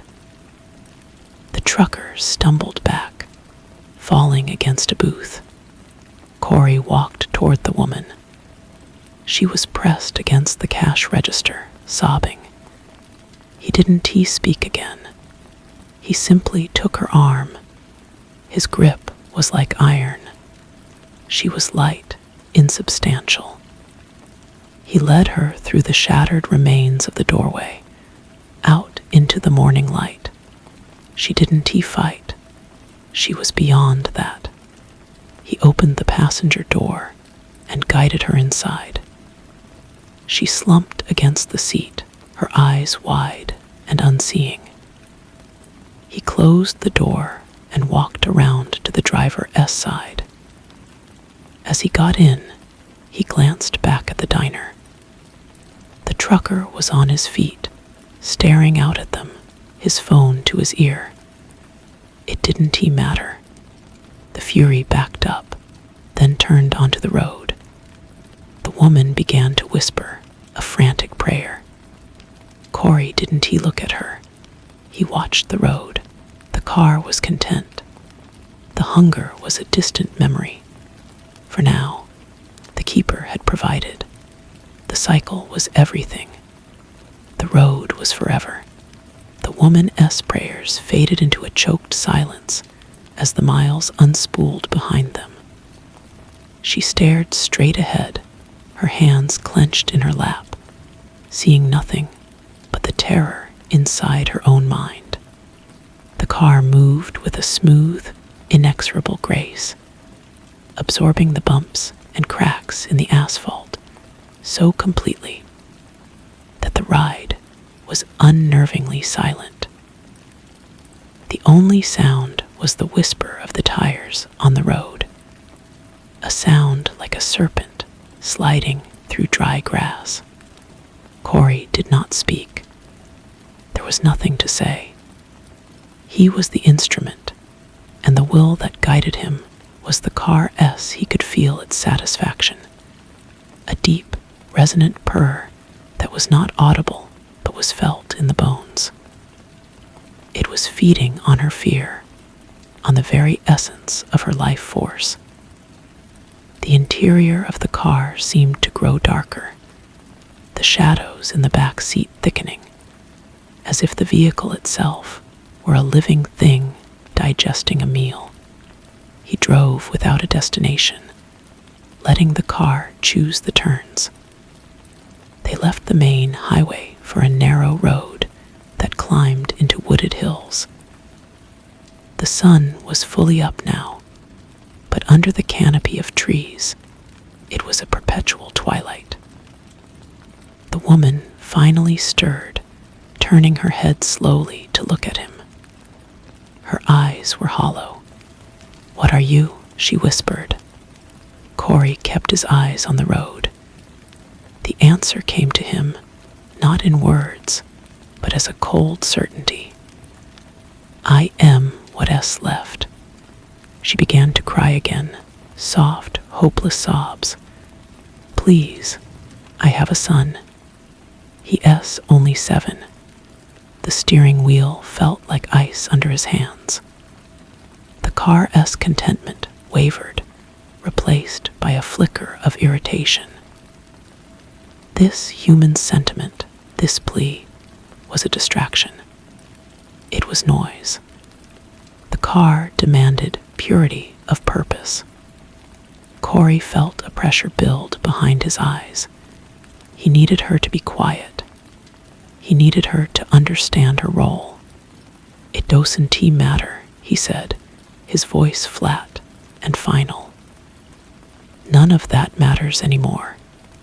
The road ended at a chain-link fence, topped with barbed wire. A rusted sign read Haversham Reservoir, no trespassing. The car didn't stop. It turned smoothly onto a dirt track that ran parallel to the fence, a path nearly invisible beneath the undergrowth. The Fury handled the rough terrain with an impossible ease, its suspension absorbing every rock and rut. They drove for another 10 minutes until the trees opened up to reveal the vast, gray expanse of the reservoir. The car rolled to a stop at the water's edge. The engine cut. The silence was immense. The woman had stopped crying. She was perfectly still, her breath held. Corey got out. The air was cool and smelled of damp earth and decay. He walked around to the passenger side and opened the door. She didn't move. She just looked at him, her eyes wide with a resigned horror. He reached in and took her arm, pulling her gently but firmly from the seat. Her legs buckled, but he held her up. She was light as a husk. He led her to the front of the car, standing her before the massive grille. The car seemed to be watching, its headlights like unblinking eyes. The woman trembled violently, her gaze fixed on the crimson paint, which in this light looked black and deep as a well. "Look at me," Corey said. She forced her eyes to his. He saw the reflection of the sky in them and the dark shape of the car behind him. He saw the moment her spirit broke completely. There was no fight left, only a void. The car's hood unlatched with a soft, metallic click. It didn't spring open. It rose slowly, soundlessly, of its own accord, revealing not an engine, but a swirling, formless darkness. A cold wind emanated from it, carrying a smell of ozone and ancient, cold stone. The woman made a small, pathetic sound in the back of her throat. Corey released her arm. He didn't need to hold her anymore. She took a single, stumbling step forward, drawn by an invisible force. She leaned over the dark opening, her hair whipping in the unnatural breeze. Then she was gone, not pulled, but absorbed. She flowed into the darkness like smoke, without a scream, without a sound. The hood closed as silently as it had opened, latching with a definitive thud. Corey stood alone by the water. The surface of the reservoir was perfectly still. A profound sense of peace settled over him. The hunger was gone. The car was sated. It was complete. He felt stronger, more solid, as if the woman's life had been a thread woven into his own fading tapestry. He got back into the driver's seat. The interior was warm now, and the scent of old leather was clean and sharp. The reflection in the rearview mirror was no longer faint. The man from 1978 was clear, his smile one of quiet approval.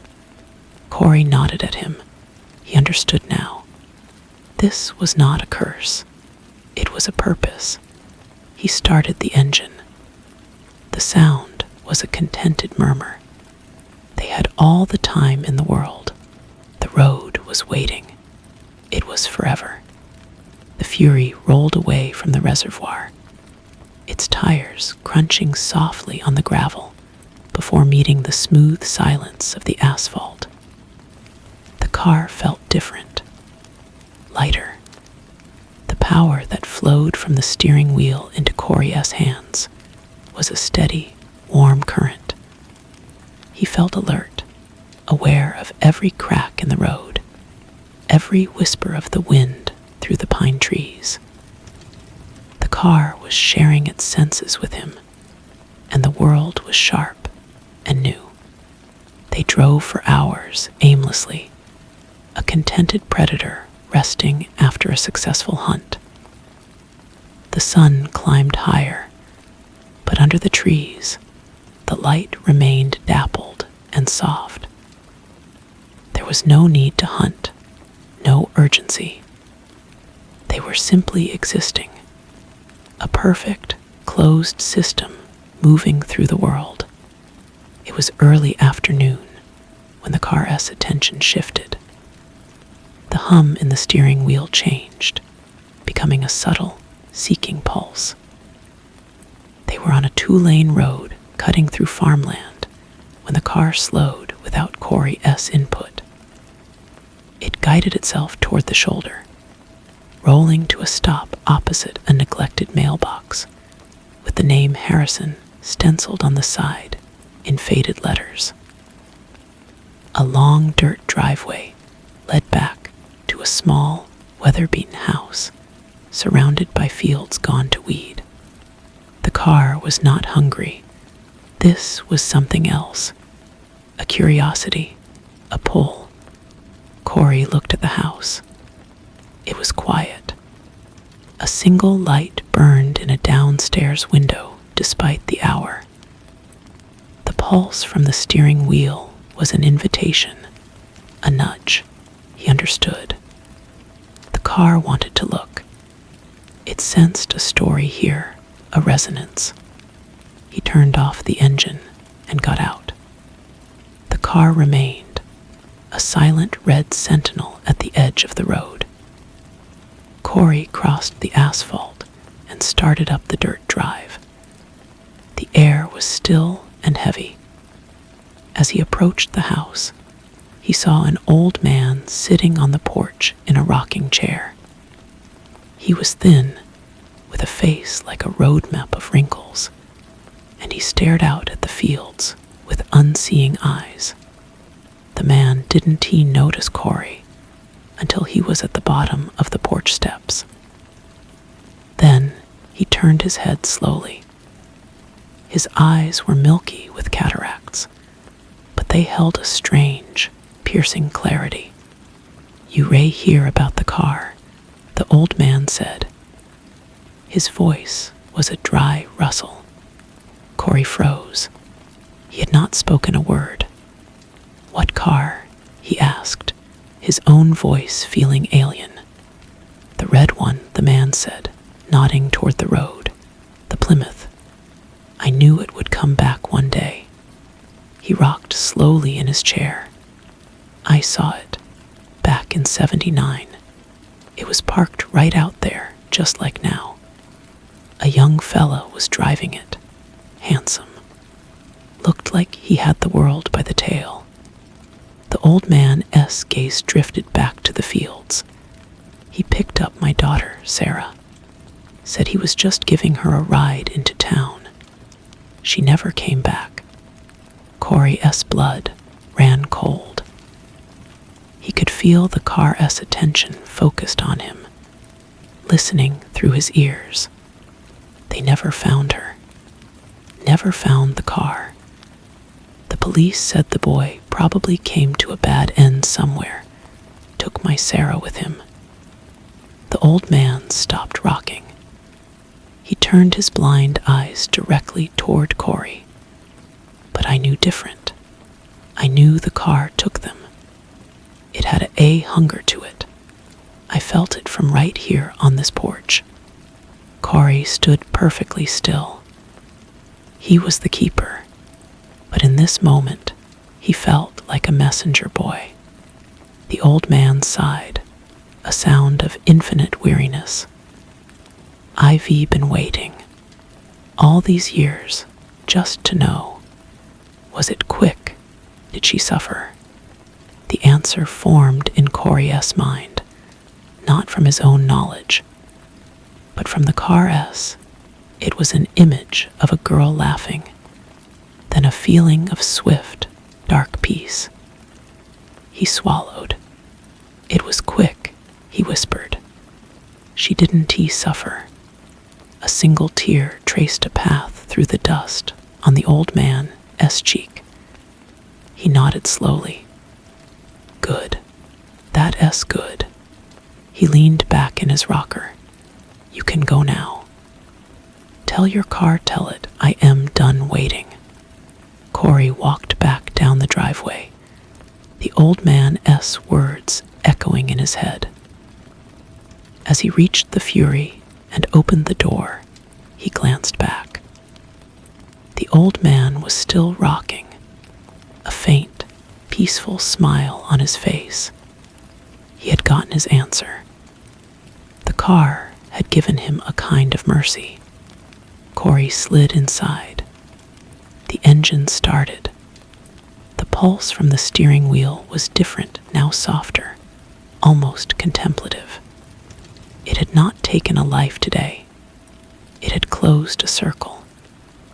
As they pulled back onto the road, Corey realized the car was not just a predator. It was a historian, a keeper of stories, and he was its scribe. The road was forever, and it was paved with echoes.